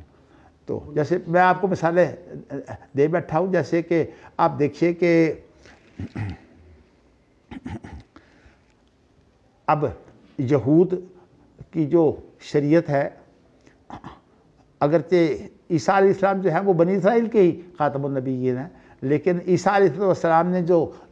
یہود کی شریعت تھی اس سے کئی اختلافات کیے ہیں۔ مثال کے طور پر یہود میں ماموں بھانجی اور اسی طرح جو ہے وہ چچا بھتیجی کی شادی ہو سکتی ہے، لیکن عیسوی شریعت میں صورتحال یہ ہے کہ اپنے چچا داد بہن سے یا خالازاد بہن سے یا ماموزاد بہن سے شادی نہیں ہو سکتی، یعنی جس کو آپ کزن کہتے ہیں، کزن سے بھی شادی نہیں ہو سکتی۔ تو اس طرح ہے بہت سی چیزیں جو یہود میں سخت تھیں، جو ہے وہ عیسیٰ علیہ السلام نے آ کر ذہن کو نرم کیا ہے۔ تو اس طرح سے نیا رسول جو ہے وہ بعض چیزوں کی تبدیلی کرتا ہے۔ اس طرح سجدہ تعظیمی کی بات میں آپ کو بتا چکا ہوں۔ تو کہنے کا میرا مقصد صرف اتنا تھا کہ یہ جو اقوال ہیں نا، ان اقوال سے صرف امام بخاری کہہ رہے ہیں کہ اس کی حمایت میں یہ قول ہے اور اس کی مخالفت میں یہ قول ہے، گویا کہ یہ پہلو ہے، یہ شریعت نہیں ہے۔ اچھا جی، اب وقال عمر لولا ان یقول الناس زاد عمر فی کتاب اللہ لکتبت آیت الرجم بیدی۔ تو حضرت عمر رضی اللہ تعالیٰ عنہ کہتے ہیں کہ اگر لوگ یہ نہ کہتے، یعنی مجھے اس بات کا خطرہ نہ ہوتا کہ لوگ یہ کہنے لگیں گے کہ عمر نے جو ہے وہ اللہ تعالیٰ کی کتاب میں جو ہے وہ زیادتی کر دی ہے، تو میں جو ہے رجم کی آیت جو ہے وہ اپنے ہاتھ سے جو ہے وہ مصحف میں لکھتا۔ مقصد یہ ہے کہ مصحف کے اندر جس کی تلاوت نہیں ہے وہ چیز نہیں لکھی جا سکتی۔ تو لیکن مقصد ان کا یہ ہے کہ کتاب اللہ میں یہ چیز موجود ہے، اور اس کے لیے لمبے ویسے دلائل ہیں، لیکن مقصد سی آپ اتنی ذہن میں رکھیے کہ وہ شخص جس کے بیٹے نے جو ہے وہ ایک نہیں ہاں اس کے بیٹے نے جو ہے وہ ایک عورت سے بدکاری کر لی تھی۔ اچھا، وہ بیٹا تو کمارا تھا اور عورت جو ہے شادی شدہ تھی، تو نبی اکرم صلی اللہ علیہ وسلم نے اس کا فیصلہ یہ کیا تھا کہ انہوں نے آپس میں کچھ صلح کر دی تھی، کوئی لے دے کر کے، چلو اتنی بکریاں جو بھی ہے وہ اس کی تفصیل، تو اس کا بیٹا جو ہے وہ مال دے کر جو ہے چھوٹ گیا۔ لیکن نبی اکرم صلی اللہ علیہ وسلم کے پاس جب کیس آیا تو اس نے کہا جی کہ آپ ہمارے درمیان میں کتاب اللہ سے فیصلہ کریں۔ تو لفظ کتاب اللہ جو ہے یہ بتاتا ہے کہ ایک تو نبی اکرم صلی اللہ علیہ وسلم کے فیصلے بھی حقیقت میں کتاب اللہ ہی ہے، کیونکہ کتاب اللہ کے معنی شریعت کے بھی ہیں۔ وہ تو اصل میں اسی کی جب وضاحت ہے، اسی کے مختلف پہلوؤں کی وضاحت ہوتی ہے اللہ کے، تو وہ پھر نئی چیز تو نہ ہوئی۔ تو اس لیے سنت کو اگر آپ بنیادی طور پر دیکھیں تو وہ دیکھنے میں نئی چیز ہے، اس لیے کہ وہ اس کی جو ہے وہ تلاوت نہیں ہوتی، نہ اس کے الفاظ جو ہیں وہ اللہ کی طرف سے ہوتے ہیں،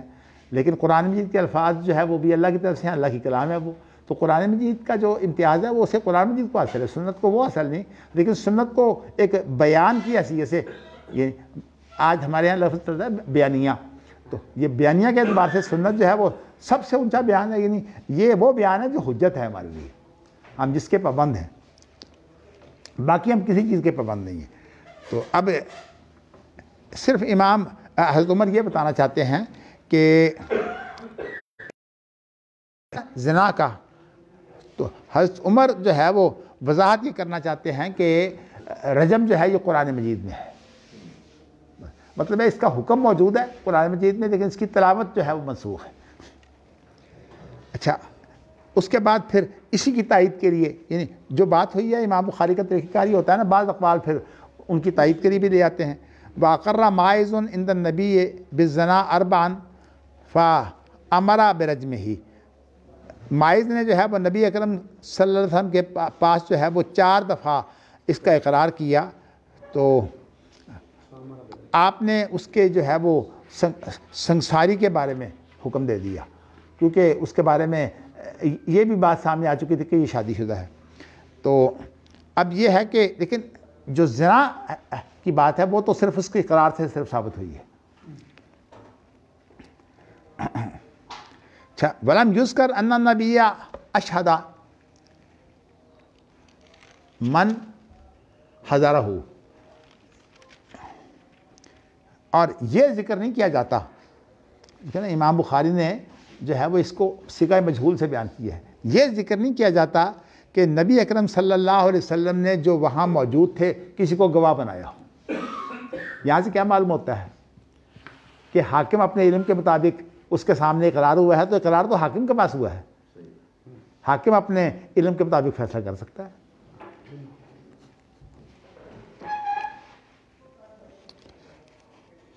تو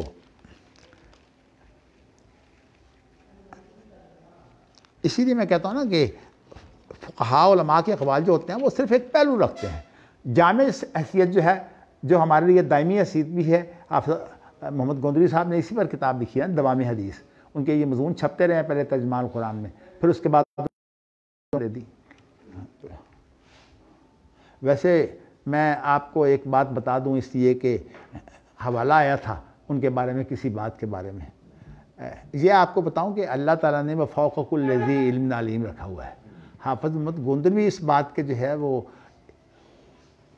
اقرار کرتے ہیں، اور خود میں نے ان کی تقریر سنی ہے. حافظ ثناء اللہ اور مولانا عبدالسلام کیلانی یہ مجھ سے 2 سال پہلے مدینے گئے ہیں. اس وقت میرا مدینے جانے کا پروگرام نہیں تھا. حافظ عبداللہ صاحب جو میرے تائے تھے وہ کہتے تھے بیٹا میں تمہیں 6 مہینے کے لیے بھیج دوں گا، صرف عربی زبان اپنی ٹھیک کرانا، باقی تمہیں مدینہ جا کے پڑھنے کی ضرورت نہیں ہے. مقصد یہ ان کا، کیونکہ میں ان کا بھتیجا تھا، وہ مجھے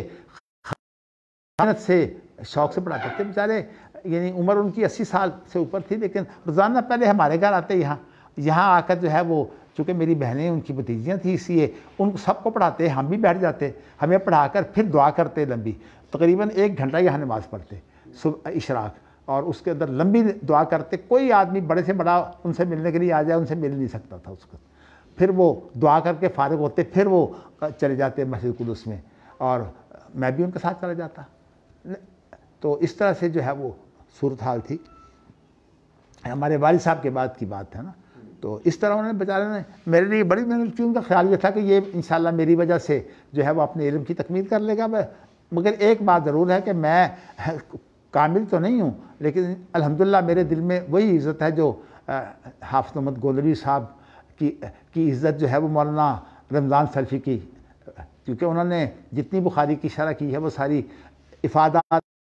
گوندری لکھ کر جو ہے وہ شرح کی ہے. تو میں بھی حقیقت یہ سمجھتا ہوں کہ میرا اگر کوئی میرے پاس کوئی چیز ہے تو وہ ساری جو سارا فضل ہے وہ سارا میرے اساتذہ کے پاس ہے. اور ان میں چونکہ میرے بنیادی استاد اور میرے ویسے بھی خاندانی سرپرست یہ بزرگ تھے، اس لیے ان کے بارے میں تو ظاہر ہے کہ میں کہہ سکتا ہوں میں نے ہر وہ چیز سیکھی ہے جو ان کے پاس تھی، اور وہ کوشش کرتے تھے. ہمارے والد صاحب بڑے بیمار تھے، اس بیماری کے باوجود جو ہے مجھے باتیں سکھاتے رہتے. خاص طور پر عقیدے کی باتیں مجھے بہت بتاتے تھے والد صاحب. وہ اصولی مزاج تھا ان کا، اور عقیدے کی باتیں جو ہے وہ اس کے اندر اصول بتاتے. اور خاص طور پر میرے والد صاحب نے اس کتاب کی بڑی تعریف کی، درائے تفسیری کی. تو اس میں نے آپ کو یہ بتانا ہے کہ درائے تفسیری میں حافظ عبداللہ صاحب نے جو ہے وہ اس کا رد کیا ہے کہ ظاہری لغت جو ہے وہ کافی نہیں ہے تشریح کے لیے، قرآن کی تشریح کے لیے. تو اگرچہ مولانا ثناء اللہ صاحب نے یہ باتیں دبی زبان سے کہی ہیں سنت کے بارے میں، لیکن آپ اگر غور سے پڑھیں گے تو آپ کو یہ چیز نظر آئے گی کہ معجزات کے بارے میں جگہ جگہ انہوں نے تعویلیں کی ہیں. تو بہرحال اس کا مطالعہ آپ کرنا چاہتے ہیں تو کتابیں موجود ہیں، لیکن میں آپ کو بتانا ہی چاہتا ہوں کہ ہماری صورتحال یہ ہے کہ ایک فرقہ بن کر جو ہے وہ ہم نے یہ بات نہیں سیکھی کہ ہم جو ہے وہ علماء کے اندر دیکھیے ہم اہل حدیث ہیں، اور اہل حدیث کا مطلب یہ ہے کہ وہ کتاب و سنت پر پیش کرتے ہیں، جس کی بات کتاب و سنت کے مطابق ہوتی ہے اس کو لے لیتے ہیں. شاہ ولی اللہ کا طریقہ کار یہی ہے جو شاہ ولی اللہ کی تحریک کے نتیجے میں جو ہے وہ آیا ہے. اور اہل حدیث الحمدللہ اس بات کا فخر کر سکتے ہیں کہ شاہ ولی اللہ کا جو اصل سوچ اور طریقہ کار تھا وہ اہل حدیثوں کے پاس ہے. تو جو مقلد ہیں شاہ ولی اللہ کہیں مقلد نہیں. آپ دیکھیے یہ وسعت پیدا کرنے کے لیے انہوں نے بہت سے طریقے، کہیں کہہ دیا کہ حنفی کے ساتھ شافعی کو ملا دو تاکہ جامعیت پیدا ہو جائے، کہیں کہہ دیا کہ ائمہ اربعہ کو ملا دو، کہیں یہ کہہ دیا کہ ائمہ اربعہ بھی حجت نہیں ہے. یعنی ان کے سارے اقوال ملتے ہیں. ان کی بہترین کتاب جو ہے وہ اس کا ترجمہ بھی ہو چکا ہے، وہ الانصاف فی ثواب الخلاف ہے. تو میں نے آپ کو جو ہے وہ اسی طرح کی ابن تیمیہ کی کتاب بھی بتائی تھی، رفع الملام عن الائمۃ الاعلام، جو ہے وہ اتباع سنت سے ہو چکا ہے، دوبارہ چھاپنے کی ضرورت ہے اس کو. تو میں آپ کو جو ہے یہ چیز بتا رہا ہوں. اب کہتے ہیں کہ وقال حماد اذا اقر مرۃ عند الحاکم رجمہ، یعنی حماد جو ہیں یہ حماد بن ابی سلیمان ہیں، نہیں حماد بن زید ہیں، یہ حماد بن ابی سلیمان ہیں. دیکھیے نا، حماد بن ابی سلیمان تو امام ابو حنیفہ کے استاد ہیں، اور حماد بن زید جو ہیں یہ بہت بڑے محدث ہیں. چلیے خیر، مگر پھر بھی دونوں ہی بہت بڑے امام ہیں، دونوں میں سے کوئی بھی ہو. تو اذا اقر مرتن عند الحاکم، جب کوئی آدمی جو ہے وہ حاکم کے پاس ایک مرتبہ اقرار کر لے تو اتنا ہی کافی ہے، یعنی ضروری نہیں ہے کہ وہ بار بار اقرار کرے. تو عام طور پر جو ہے وہ جہاں شریعت نافذ ہے وہاں لوگ فوری جو ہے وہ اقرار نہیں کرتے،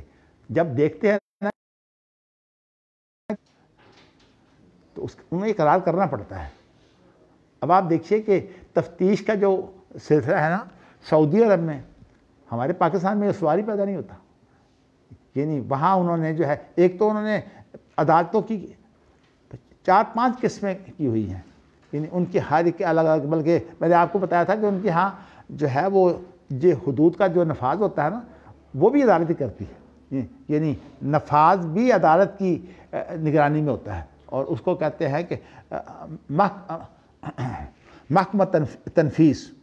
محکمۃ التنفیذ. اور یہ چند سال پہلے جو ہے وہ اس کو انہوں نے قائم کیا ہے، محکمہ تنفیذ کو. میں نے اپنے مضمون میں ذکر کیا ہے اس کا. ان کے جو اسی طرح ان کے جو طریقے ہیں کہ قاضیوں کا محاسبہ، سعودی عرب میں قاضیوں کا محاسبہ بہت سخت ہے.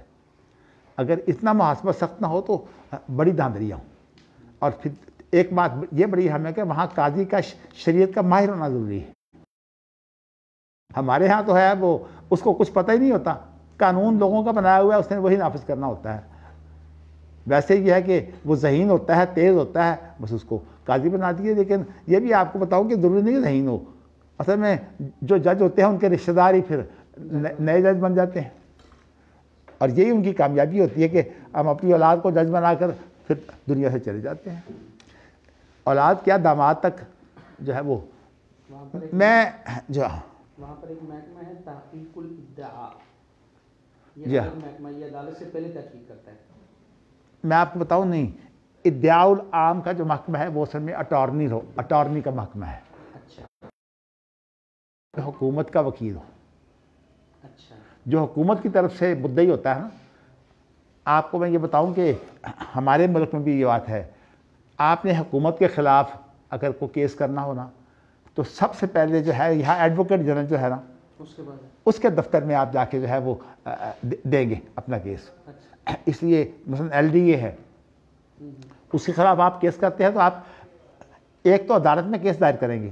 اور اس سے پہلے جو ہے وہ جو ایڈوکیٹ جنرل ہوتا ہے نا اس کے بعد جانا تو وہاں وہ جو کاپی ہے نا، اسی لیے خود بخود ایڈوکیٹ جنرل جو ہے نا وہ مطلب آ جاتا ہے حکومت کی طرف سے. تو اصل میں جب فیصلہ ہوتا ہے تو اس وقت ایک تو جج ہوتا ہے فیصلہ کرنے والا، اور جج کے ساتھ جو ہے وہ فیصلہ لکھنے والا بھی جو ہے وہ ایک آدمی ہوتا ہے، اور اس کے ساتھ جو ہے وہ ایک حکومت کا وکیل ہوتا ہے، اور ایک وکیل جو ہے یہ پارٹی کا ہوتا ہے. جب حکومت دوسری پارٹی ہو تو پارٹی کا وکیل ہوتا ہے. اب یہ سارے مل کر جو ہے یہ اس پر جو ہے وہ ساری تحقیق کرتے ہیں. اب میں اس کے بارے میں مزید تو تبصرہ نہیں کرنا چاہتا، لیکن میں نے آپ کو یہ بتایا ہے کہ شریعت کی جو برکتیں ہیں وہ اللہ تعالیٰ نے سعودی عرب میں رکھی ہوئی تھی. ہم تو صاف سی بات ہے یہی دعا کرتے ہیں اللہ سعودی عرب کو ہدایت دے. دیکھیے صورتحال یہ ہے کہ جب دین سے جو ہے وہ لا تعلقی، یا یہ ہے کہ کافروں کو خوش کرنے کی کوشش کی جائے گی، پھر خیر نہیں ہوتی. تو ہم جو ہے دعا اس لیے کرتے ہیں کہ ہم خیر خواہ ہیں، اس لیے کہ دنیا کے اندر یہ مثال قائم کی ہوئی ہے کہ وہاں شریعت کا نفاذ ہے، لیکن شریعت کا نفاذ ہونا بھی چاہیے. ویسے تو دیکھیے جی حاکم کے پاس بڑے اختیارات ہوتے ہیں، وہ شریعت کا نفاذ جو ہے وہ کیسے کر لیتا ہے. آپ ذرا یہ معاملہ دیکھیے نا کہ جو الزام آیا تھا محمد بن سلمان پر کہ اس نے وہ خاشقجی جی کا کیس جو تھا، تو اس کے بارے میں جو ہے وہ چھوٹ گیا. اور چھوٹنے کی صورت اصل میں یہ بنی کہ یہ تو آپ کو علم ہے کہ خاشقجی کا جو بڑا گواہ ہے وہ اصل میں وہ عورت تھی جس کے ساتھ خاشقجی نکاح کرنا چاہتا تھا، اور وہ عورت جو ہے وہ اصل میں اس کے پاس جو ہے ایسا ایک آلہ موجود تھا، اس نے جو گھڑی باندھی ہوئی تھی نا، اس کے ساتھ اس کا ربط تھا. تو اس لیے جتنا بھی واقعہ خاشقجی کے ساتھ ہوا ہے جس میں کوئی آوازیں اونچی ہوئی ہیں، وہ ساری ریکارڈنگ موجود، اور وہی ریکارڈنگ جو ہے وہ ثابت کر رہی تھی کہ قتل کرنے والے کون ہیں. دوسری بات یہ ہے کہ جو سفارت خانہ میں قتل ہوتا ہے اس کی ذمہ دار خود جو ہے وہ حکومت ہوتی ہے، اس کا سفارت خانہ ہے، اس لیے کہ سفارت خانہ کے اندر اس حکومت کا قانون چلتا ہے. تو اسی لیے یہ معاملہ وہاں. لیکن اب دیکھیے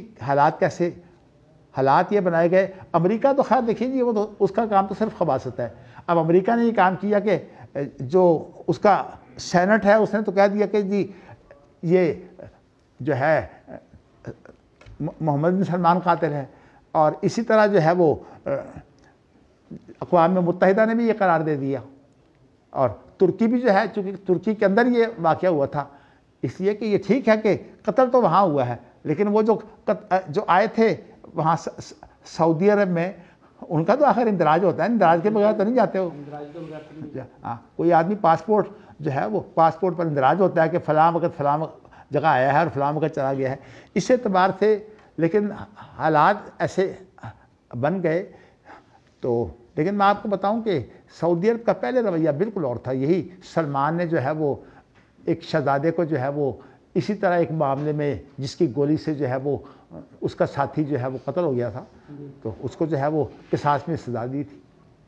سلمان نے. تو کہنے کا مقصد یہ ہے کہ لیکن یہاں کیوں بچ گیا؟ بچ اس لیے گیا کہ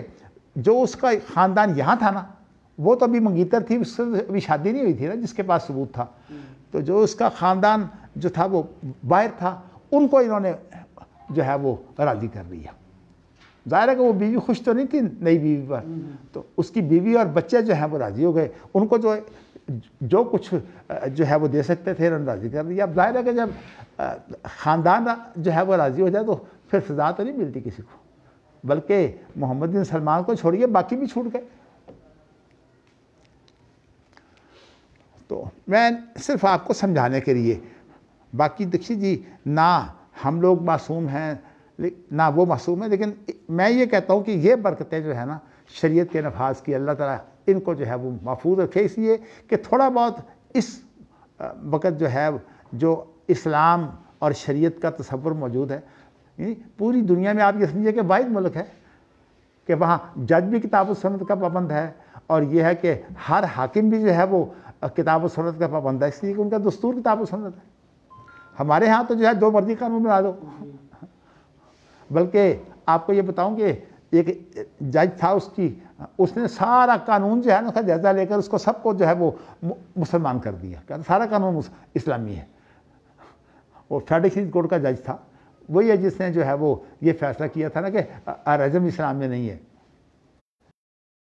اسی نے جو ہے سارا جائزہ لے کر سارے دستور کا تو خیر جائزہ وہ لے ہی نہیں سکتے، اس لیے کہ فیڈریشن کورٹ کا اختیار نہیں ہے. دستور بھی اور پروسیجرل لا بھی جو ہے یہ تو سارے کے سارے اسی طرح جو ہے وہ جو مختلف مطلب ہے عدلیہ کے ٹریبونل وغیرہ وہ ہوں، یعنی فیڈریشن کورٹ کا اختیار بڑا ہی محدود ہے. دستور کو وہ نہیں چھیڑ سکتے، اسی طرح پروسیجرل لا کو وہ نہیں چھیڑ سکتے، اسی طرح جو ہے وہ جو مسلم پرسنل لا ہے، جو خاندانی نظام ہے، اس کو وہ نہیں چھیڑ سکتے، اور اسی طرح جو ہے وہ مالیاتی نظام کو جو ہے وہ بھی نہیں چھیڑ سکتے. لیکن ان کے لیے مدت تھی کچھ مالیاتی نظام کے لیے اور جو ہے وہ مسلم پرسنل لا کے لیے. تو وہ مدت ختم ہونے کے بعد جو ہے وہ مالیاتی نظام کے بارے میں جو سود کا فیصلہ آیا تھا، کہتے وہ اسلامی تو نہیں تھا پورا لیکن چلیے ایک قدم اس کی طرف جو ہے وہ آگے بڑھا تھا. اس لیے کہ اس فیصلے میں جو ایک بڑا کردار تھا نا وہ تقی عثمانی صاحب کا تھا، اور عثمانی صاحب کے جو خیالات ہیں وہ کوئی چھپے ہوئے نہیں ہیں. وہ ہر معاملے میں جو ہے وہ اسی تلاش میں ہوتے ہیں مجھے کوئی عہدہ مل جائے، اور حکومت کی تائید کے لیے آ جاتے ہیں. اب دیکھیے نا یہ مسئلہ کتنا خطرناک تھا، یہ اسلام آباد میں مندر نیا بنانے کا حکومت کی حمایت میں. تو اللہ تعالیٰ ہدایت دے ایسے لوگوں کا، لیکن صورتحال یہ ہے عوام کو کیا پتہ، اپنے آپ کو شیخ الاسلام کہلاتے ہیں. عوام کے لیے تو اس وقت پاکستان میں 2 تقی عثمانی صاحب اور ایک طاہر القادری صاحب، ماشاءاللہ. باقی ان کو یہ پتہ نہیں کہ ہمارے پاس بھی ہیں ماشاءاللہ. اور ایسے ہیں جو ان کے پاس بھی ماشاءاللہ ان کے پاس نہیں، ہمارے پاس نہیں. الحمدللہ. چلیے جی، آپ کو میں نے یہ طریقہ کار جو ہے بتایا. اب دیکھیے نا، یہ ساری چیزیں، کچھ چیزیں جو ہیں یہ تو تائید میں ہیں اور کچھ چیزیں مخالفت میں ہیں. تو یہ میں نے آپ کو بتایا ہے کہ ایک ویسے جو مجھے اصل میں امام بخاری ادا کر کے تو جواب حدیثیں دے دیتے ہیں، اپنے اوپر تو ذمہ داری لیتے کوئی نہیں وہ. اور جو اقوال ہوتے ہیں ان سے کچھ پہلوؤں کی طرف اشارہ کر دیتے ہیں، گویا کہ مسئلے کے کھولنے کے لیے ضروری ہے کہ اس کے یہ پہلو بھی سامنے آئے. تو اس لیے امام بخاری کا، تو اس لیے یہ کہا جائے نا کہ امام بخاری کا یہ فتویٰ ہے، بالکل غلط ہے. امام بخاری کے فتوے کا انداز ہی یہ نہیں ہے، اس لیے کہ ان کے ہاں جو فتویٰ ہوتا ہے وہ کسی پر پابندی نہیں لگاتا. اور اس لیے الاجتہاد لا یہ جو ہے وہ شریعت کے مزاج کے بارے میں، جن کو قواعد فقہیہ کہتے ہیں، وہ شریعت کا مزاج ہوتا ہے، اصول فقہ نہیں ہوتے. آپ کو کسی وقت انشاءاللہ اس کے بارے میں آپ مجھے یاد کرائیے گا، میں آپ کو فرق بتاؤں گا. تو میں بتانا ہی چاہتا ہوں کہ قواعد فقہیہ میں یہ ہے کہ اجتہاد جو ہے وہ اجتہاد کو نہیں توڑتا. مطلب یہ کہ ایک اجتہاد ہوا ہے، دوسرا جو ہے وہ اپنا اجتہاد کر کے فتویٰ تو دے سکتا ہے پیش آمدہ مسئلہ میں، لیکن یہ نہیں کر سکتا کہ دوسرے اجتہاد کو توڑ دے، کہے کہ یہ اجتہاد غلط ہے. بھئی اگر اجتہاد اس کا غلط ہے، آپ کا بھی غلط ہو سکتا ہے، آپ کون سے معصوم ہیں؟ تو اس لیے اجتہاد کا جواب اجتہاد نہیں ہے. اسی لیے آپ دیکھیے نا کہ 4 اماموں کو مانتے ہیں، تو یہ کم از کم شریعت کے 4 ہی، چاروں کے کتنے اختلافات ہیں. اندر خانہ جو ہے وہ سب کچھ ہو رہا ہے، لیکن یہ ہے کہ ویسے کہتے ہیں 4 پر حق ہے، حالانکہ بات وہ غلط ہے. شریعت جو ہے وہ سب پر حاکم ہے. بس وَمَن لَّمْ يَحْكُم بِمَا أَنزَلَ اللَّهُ، جو چیز ما انزل اللہ نہیں ہے وہ شریعت ہے ہی. اچھا جی، یہ مسئلہ جو ہے یہ آج آپ کے سامنے جو ہے وہ واضح ہو گیا. تو میں ذرا دوبارہ آپ کو توجہ دلانا چاہتا ہوں نا. دیکھیے، شرع کی بات تو یہ ہے کہ انسان جو ہے وہ جب خود قاضی ہو تو وہ جو ہے وہ پھر فیصلہ نہیں کر سکتا. لیکن اب معاملات بھی مختلف قسم کے ہوتے ہیں. ایک ہوتا ہے کہ ایک کام وہ سن رہا ہے، ایک جج جو ہے وہ سن رہا ہے. تو اب جج کے پاس جو ہے وہ ایک گواہی آ جاتی ہے کہ ایک آدمی جو ہے وہ وہاں اقرار کر لیتا ہے. ویسے تو میں یہ مسئلہ آپ کو بتا چکا ہوں کہ اقرار کی بھی تحقیق ہوتی ہے، اقرار کافی نہیں ہوتا، اقرار کی بھی تحقیق ہوتی ہے. اور میں نے ابن قیم کے حوالے سے، طرق الحکمیہ کے حوالے سے آپ کو جو ہے وہ ایک واقعہ بھی سنایا تھا، لیکن دوبارہ میں نے اس کو دہرانا چاہتا، لمبا واقعہ ہے. تو کہنے کا مقصد اصل میں یہ ہے کہ اس کا جج ہی گواہ ہوتا ہے. تو اگر اقرار کی بنیاد پر جج جو ہے وہ فیصلہ کر دے، اللہ کے رسول کی مثال موجود ہے. مائز کے بارے میں اللہ کے رسول نے، صرف اللہ کے رسول نے سنا ہے، کسی کو نہیں کہا کہ آپ بھی گواہ رہیے. تو اس کا مطلب ہے کہ جج جو ہے وہ کوئی اقرار کر لے تو اس کا اقرار جو ہے وہ کافی ہے تو شہادت ہی نا، اس کا اپنے بارے میں شہادت ہے. تو اپنے بارے میں شہادت جو ہے وہ ایک ہی کافی ہے. یہ شہادت کا معنی یہ 4 دفعہ کرنے کی پھر ہوتا ہے جو ایک معتبر نہ ہو. آپ کو پتہ ہے کہ جو عرب ملکوں میں خاص طور پر مجھے نہیں میں آپ کو ایک بات آپ کو بتانا چاہتا ہوں. عرب ملکوں میں چونکہ آپ کو پتہ ہے کہ تزکیہ وغیرہ اس طرح کی جو چیزیں ہیں نا، وہ ایک ان کی حیثیت سرکاری ہے. یہ مطلب ہے کہ نظام کے اندر یہ موجود ہے کہ تزکیہ جو ہے وہ ہونا چاہیے 2 آدمیوں کا. آپ کو پتہ ہے داخلے تک جو ہے تزکیے کی بنیاد پر ہوتے ہیں. اب صورتحال جو ہے وہ اللہ اکبر اللہ اکبر، اس طرح جو گواہ ہوتے ہیں نا ان کا بھی تزکیہ ہوتا ہے. تو ہاں، میں آپ کو بات یہ بتانے لگا تھا کہ اگر کسی آدمی سے آپ کہیں نا کہ میری سفارش کر دیں کسی کو، تو اول تو میں نے دیکھا کہ عرب ملکوں میں سفارش بہت کم ہوتی ہے. وہ کہتے ہیں کہ بھئی سفارش، ہماری سفارش آپ کا تزکیہ سمجھا جائے گا، تو اس لیے جب تک ہم آپ کو پورے حالات سے واقف نہ ہوں ہم آپ کی سفارش نہیں کریں گے۔ ہاں پورے حالات سے اگر واقف ہوں پھر وہ سفارش کر دیتے ہیں، لیکن یہ ہے کہ اگر آپ ان کو سفارش کے بعد کہیں نا آپ ٹیلی فون بھی کرو، تو کہتے ہیں اس کا معنی یہ ہے کہ ہمارا جو لکھا ہوا تھا پہلے وہ غلط تھا، دوبارہ ہم نے نہیں لکھنا، اس لیے کہ اگر پہلی بات نہیں مانی گئی تو دوسری بھی نہیں مانی جائے گی۔ اس لیے میں حاکم شارجہ سے ملتا تھا، میرے اللہ کا شکر ہے بہت ہی زیادہ گہرے تعلقات تھے، ان کے خاندان تک کے معاملات میں شریک ہوا کرتا تھا۔ تو اب صورتحال یہ ہے کہ میں ان سے ابتدائی ملاقاتیں جب میں کرتا تھا تو میں ان کے ساتھ گفتگو کرتا، اللہ کا شکر ہے میں گفتگو جب کرتا عربی زبان میں تو خیر متاثر بھی ہوتے تھے میری باتوں سے۔ تو میں نے ہمیشہ ٹائم کے لیے میں جو ان کے چیف جسٹس تھے نا ان کو کہتا کہ آپ مجھے ان ساتھ ٹائم مقرر کر دیں، ظاہر ہے کہ حاکم ہے اس کو سینکڑوں کام ہوتے ہیں، تو وہ ٹائم مقرر کرتے میں چلا جاتا ان کے ساتھ۔ میں ان سے ملاقات کر کے جب واپس آتا تو میرا عام طور پر یہ طبیعت ہے کہ میں اپنا جائزہ ضرور لیتا ہوں، تو میں انہیں کہتا کہ میں نے آج جو گفتگو کی ہے آپ اس کے بارے میں کیا تبصرہ کرتے ہیں، یعنی کوئی بات اگر غلط ہے تو آپ مجھے رہنمائی دیجیے، بس اس طرح برادرانہ میں ان سے مشورے بھی کرتا۔ تو مجھے ایک بات میں تمہیں کہتا ہوں، حاکم حاکم ہوتا ہے، تو اس لیے ہمارا قول یہ ہے کہ کلام الملوک لا یعاد، کلام الملوک لا یعاد، یعنی بادشاہوں کی گفتگو دہرائی نہیں جاتی۔ میں دیکھتا ہوں حقیقت یہ ہے کہ اگر ہماری طرح بات ہو کہ ایک آدمی کو جو ہے وہ قتل کا حکم دے دیا پھر بعد میں جو ہے واپس دے دیا، یہ مذاق نہیں چلتے حکمرانوں میں، ان کے ہاں جب ایک بات ہو جاتی ہے ختم ہو گئی، حکمرانوں کے لیے ضروری ہوتی ہے، اس لیے کہ جو اس طرح جج جو فیصلہ کر دے وہ ہمارے ملک میں تو ویسے ہی وہ دوبارہ فیصلہ کرے گا تو اس کا دوسرا فیصلہ جو ہے غلط ہوگا، دوسرا غلط ہوگا۔ ہاں جی، اچھا، جج ہمارے یہاں اپنے فیصلے کو بدل نہیں سکتا۔ تو اس طرح کے مطلب یہ چیزیں موجود ہیں۔ تو یہ اب آپ نے جو ہے ماشاءاللہ یہ چیز ساری سمجھ، اب کوئی اور آپ نے سوال کرنا ہے تو کر لیں، میں نے صرف آپ کو یہ بتانا تھا کہ امام بخاری کا جو طریقہ کار ہے وہ خود فتویٰ دینے کا نہیں ہے، اس لیے کہ ان کے نزدیک جو اجتہاد کا نتیجہ ہے وہ فتوے کی صورت میں بھی سامنے آ سکتا ہے، لیکن اس کا تعلق ہوتا ہے فقہ الواقعہ سے۔ تو اس لیے جو جج کا فیصلہ ہے اس کا تعلق نزاع سے ہوتا ہے،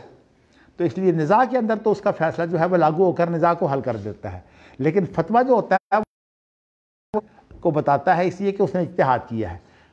اگر اس کے خلاف کوئی دوسرا فتویٰ بھی موجود ہو تو آپ تحقیق کریں، جس کا فتویٰ جو ہے کتاب و سنت کے زیادہ مطابق ہوگا آپ اس کو لے لیں گے۔ تو یہ طریقہ جو ہے یہ اصحاب الحدیث کا طریقہ موجود ہے۔ اس وقت تقلید تو تھی کوئی نہیں، ورنہ حقیقت یہ ہے کہ ہمارے اہل حدیث کا اگر بس چلے نا تو وہ ساروں کو جو ہے وہ مقلدی بنا دیں۔ جب وہ اس بات پر آتے کہتے مجھے اصل میں یہ دعوے جو ہیں نا یہ پسند نہیں ہیں۔ اب یہ دعویٰ جو ہے یہ آدمی تو میں نے آپ کو بتایا تھا مولانا شمس حق دیانوی کے خاندان کا ہے، اس نے جو ہے وہ اہل حدیث کے بارے میں بات کرتا بھئی لغوی معنی اگر مراد ہے تو پھر معتزلہ سے بڑھ کر کون توحید والا ہے، ان کا نام ہی اہل توحید والعدل ہے، ان سے بڑا عادل کون ہے؟ لیکن یہ دعوے ہوتے ہیں، اس طرح اہل حدیث نام رکھنے سے کیا آپ اہل حدیث بننا سب سے پہلے اہل حدیث کا طریقہ سیکھیے، اور صحیح بات یہ ہے کہ جس کو جو ہے وہ اہل الحدیث اور اہل الرائے کا فرق پتہ نہیں ہے وہ اہل حدیث ہے ہی نہیں، میں کہتا ہوں۔ لیکن کتنے لوگوں کو پتہ ہے؟ آپ کو بتاؤ کہ ہم ایک فرقہ بن گئے ہیں، ہماری فرقہ نے جو ہے وہ ہمیں علم سے محروم کیا ہے۔ تو اس لیے بڑی ضرورت اس بات کی ہے کہ اہل حدیث فرقہ بندی سے اٹھ کر جو ہے کتاب و سنت جو ہے اس سے استنباط کریں، اور یہ ہے کہ اس کے جو طریقے امام بخاری دیکھیے آپ کے لیے ایک منہ بولتا طریقہ موجود ہے، ہر مدرسے میں آپ بخاری پڑھاتے ہیں، اور یہ ہے کہ یہ چیزیں جو ہے کون پڑھاتا ہے؟ تو اللہ تعالیٰ توفیق دے کہ مجھے بھی خیال اس وقت آیا ہے جب میں نے دیکھا کہ آپ تو قبر میں جا رہے ہیں، دیکھیے اللہ کے کام دینا چاہے تو اکثر لوگوں کو ایسے وقت نہیں کام یاد آتے ہیں۔ ہاں جی، اکثر لوگوں کو اسی ٹائم پہ جا رہا ہاں، لیکن انسان تو نہیں معاف کرنے والا، لیکن اللہ معاف کرنے والا ہے۔ اگر کسی انسان کا جو ہے وہ انجام اچھا ہو جائے نا تو سب کچھ ٹھیک ہو گیا۔ اسی لیے من کان آخر کلامی لا الہ الا اللہ دخل۔ اکثر اگر بڑے کر لیے جائیں۔ میں ڈاکٹر سعید آبدی صاحب کے پاس گیا جدہ میں، ڈاکٹر سعید آبدی صاحب تھے نا جدہ میں، آہو، وہ سعودی عرب کے ریڈیو کے ہیڈ تھے۔ اچھا، یہ بھی تکلیف ہے، یہ بھی تکلیف ہے، اور ساتھ کہنے کہ اب میں نے یہ پروگرام سوچا ہے کام کرنے۔ میں نے کہا استاد جی آپ کو بھی یاد آیا جب اتنی تکلیفیں آپ کو پیدا ہوگی جب کچھ کر نہیں سکتے۔ نہیں میں دیکھیے فارغ نہیں بیٹھا، یہ آپ کو جتنی بلڈنگیں اور یہ رونقیں اور یہ سارے جو نظر آ رہے ہیں نا، دیکھیے میرے اللہ کا فضل ہے، میں نہیں کہتا، لیکن میں نے بات 50 سال آپ حیران ہوں گے کہ اب میری سوچ اور میری اولاد کی سوچ میں فرق ہے، لیکن میں الحمدللہ جب تک زندہ ہوں میری یہی خواہش ہے کہ میں اپنی اس سوچ پر جو ہے وہ اللہ کے پاس جاؤں۔ میں نے آپ کو بتایا تھا وہ من کان غنیا فلیستعفف، اب تو یہ مذاق بن کر رہ گیا نا، یہ کوئی نہیں سنتا وہ من کان غنیا فلیستعفف۔ بس اب جیسے تو اب تو ہمارے مولویوں کو بھی اگر کوئی بات پوچھتے ہیں کہتے ہیں پہلے بتاؤ کتنے پیسے دو گے؟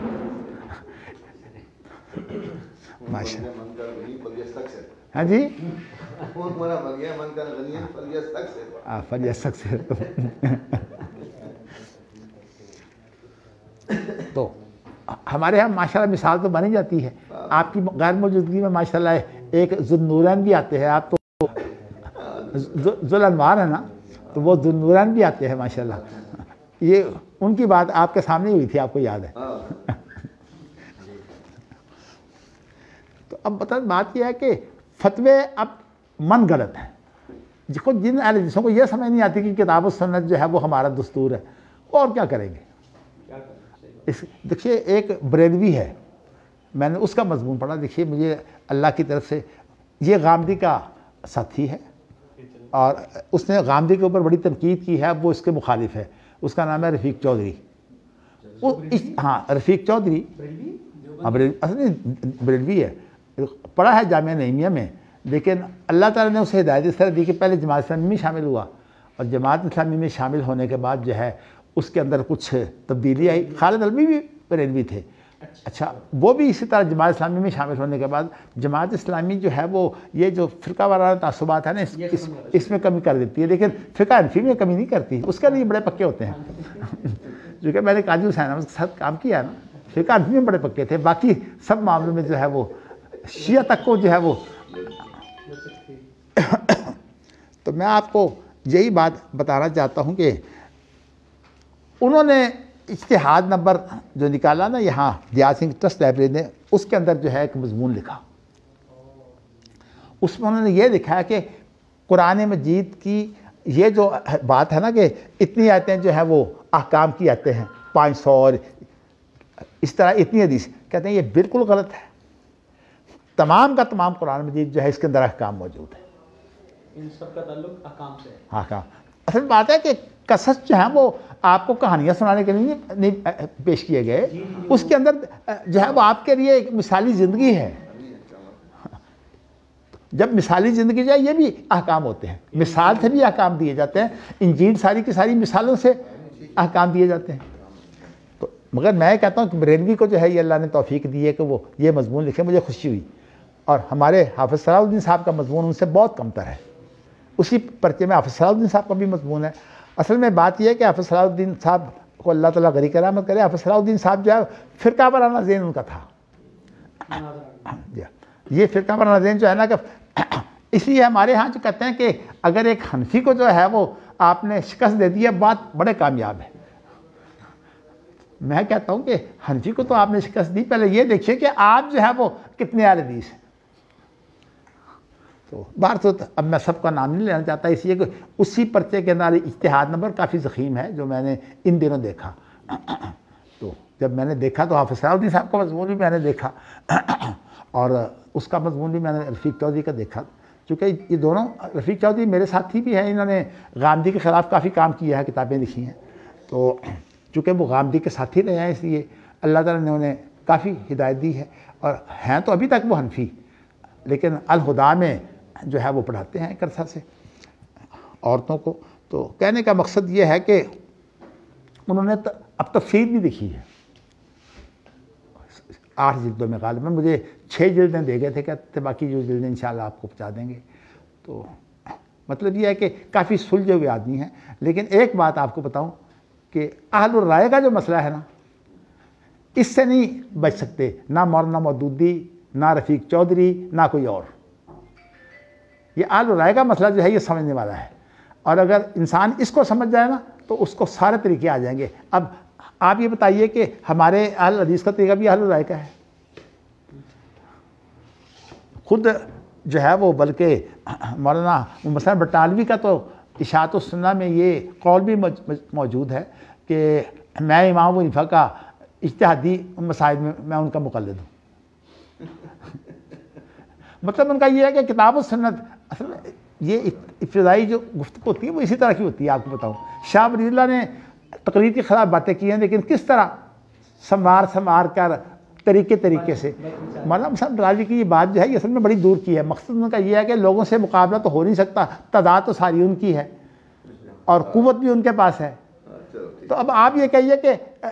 کتاب و سنت، کوئی چیز کتاب و سنت کے خلاف تو ہو سکتی ہے نا. اگر کوئی آدمی جو ہے وہ یہ کہے گا نا کہ بھئی کتاب و سنت میں مقلد نہیں ہوں میں، تو یہ اصل میں کتاب و سنت کی بلانے کے لیے ایک راہ ہے. تو اس لیے میں سمجھتا ہوں اس میں حکمت ہے. لیکن ویسے جو ہے اگر کوئی آدمی اس سے غلط بات لے تو وہ یہ لے سکتا ہے کہ وہ مقلد تھے، حالانکہ وہ مقلد نہیں تھے. یعنی جو کام اہل حدیث کے بارے میں 2 شخصوں نے کیا ہے زیادہ، اگرچہ سید عزیز حسین نواب صدیق حسن کو بھی آپ لے آئیں وہ تو پرانے ہیں، لیکن اس کے بعد ان کے شاگردوں میں ایک کام کیا ہے کہ مولانا ثناء اللہ امرتسری نے، اور دوسرا جو ہے یہ مولانا مثلا بٹالوی نے. مولانا ثناء اللہ امرتسری تو مناظروں سے اور تقریروں سے بہت کام کرتے تھے. وہ مثلا بٹالوی تقریر تو خیر یہ بھی کرتے تھے، لیکن ان کا جو ذوق تھا نا تحریر کا زیادہ تھا. اس لیے انہوں نے اشاعت السنہ نکالا، اور اشاعت السنہ جو ہے وہ بڑا قیمتی رسالہ تھا. اگرچہ کوشش تو مولانا عطاء اللہ حنیف نے بھی کی رحیق رسالہ نکال کر، لیکن پھر وہ اس کو جاری نہیں رکھ سکے. اب اللہ ہمیں توفیق دے کہ ہم جو ہے محدث کو جو ہے وہ ایک باوقار رسالہ بنا کر اس کے اندر تحقیقات جو ہے وہ اپنی شائع کرتے رہیں. تو مگر اللہ کی آزمائش ہوتی ہے. میں اس آزمائش پر جو ہے وہ کوئی ناخوش نہیں ہوں. وہ یہ ہے کہ جو کمیاں میری ہیں نا وہ میرے بچوں سے پوری ہوں یا میرے شاگردوں سے پوری ہوں. میرے حالات اللہ نے ایسے بنائے ہیں کہ میں اکیلا اب کوئی بھی کام نہیں کر سکتا، اس لیے کہ مجھے تو کمپیوٹر تو کہیں پتہ نہیں ہے. تو ماشاءاللہ میرے اب ایسے جو ہیں وہ شاگرد میرے ساتھی موجود ہیں ماشاءاللہ، جو مجھے وہ کام جو ہے وہ آدھے گھنٹے میں کر دیتے ہیں، جو میرے خیال میں میرے لیے ایک ہفتہ بعد جو ہے وہ کام مشکل ہو. یہ مواد یہ جمع کر دیتے ہیں، اور اس کے بعد پھر اس میں جو استنباط اور استدلال ہوتا ہے وہ میں اس کے لیے محنت کر دیتا ہوں. چلیے جی، وآخر دعوانا ان الحمدللہ رب العالمین.